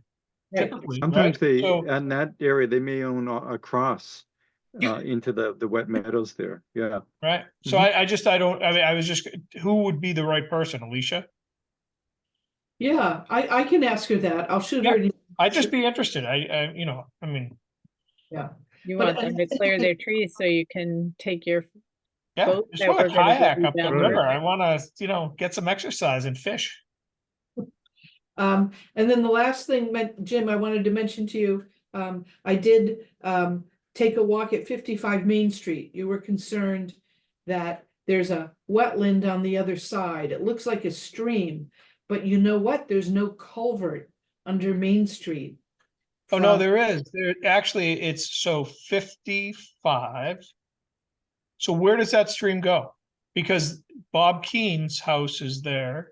And if you look down that field, there's actually a stream bed that goes right down that field. So not at 55, but next to it, correct? Yeah, so the 55 is the one that's for sale, right? Yeah. That then drops down like 6 or 7 feet there, the edge of the property. That much. So I walked that and there's no culvert unless it's been buried. It's been buried because if you look in the back, I'll send you a picture, Janet. If you look straight down, you can see a drainage ditch that's full of water. So I wonder if it's leaking out of the culvert and getting, it might be surface runoff too. Yeah, I think it is surface runoff.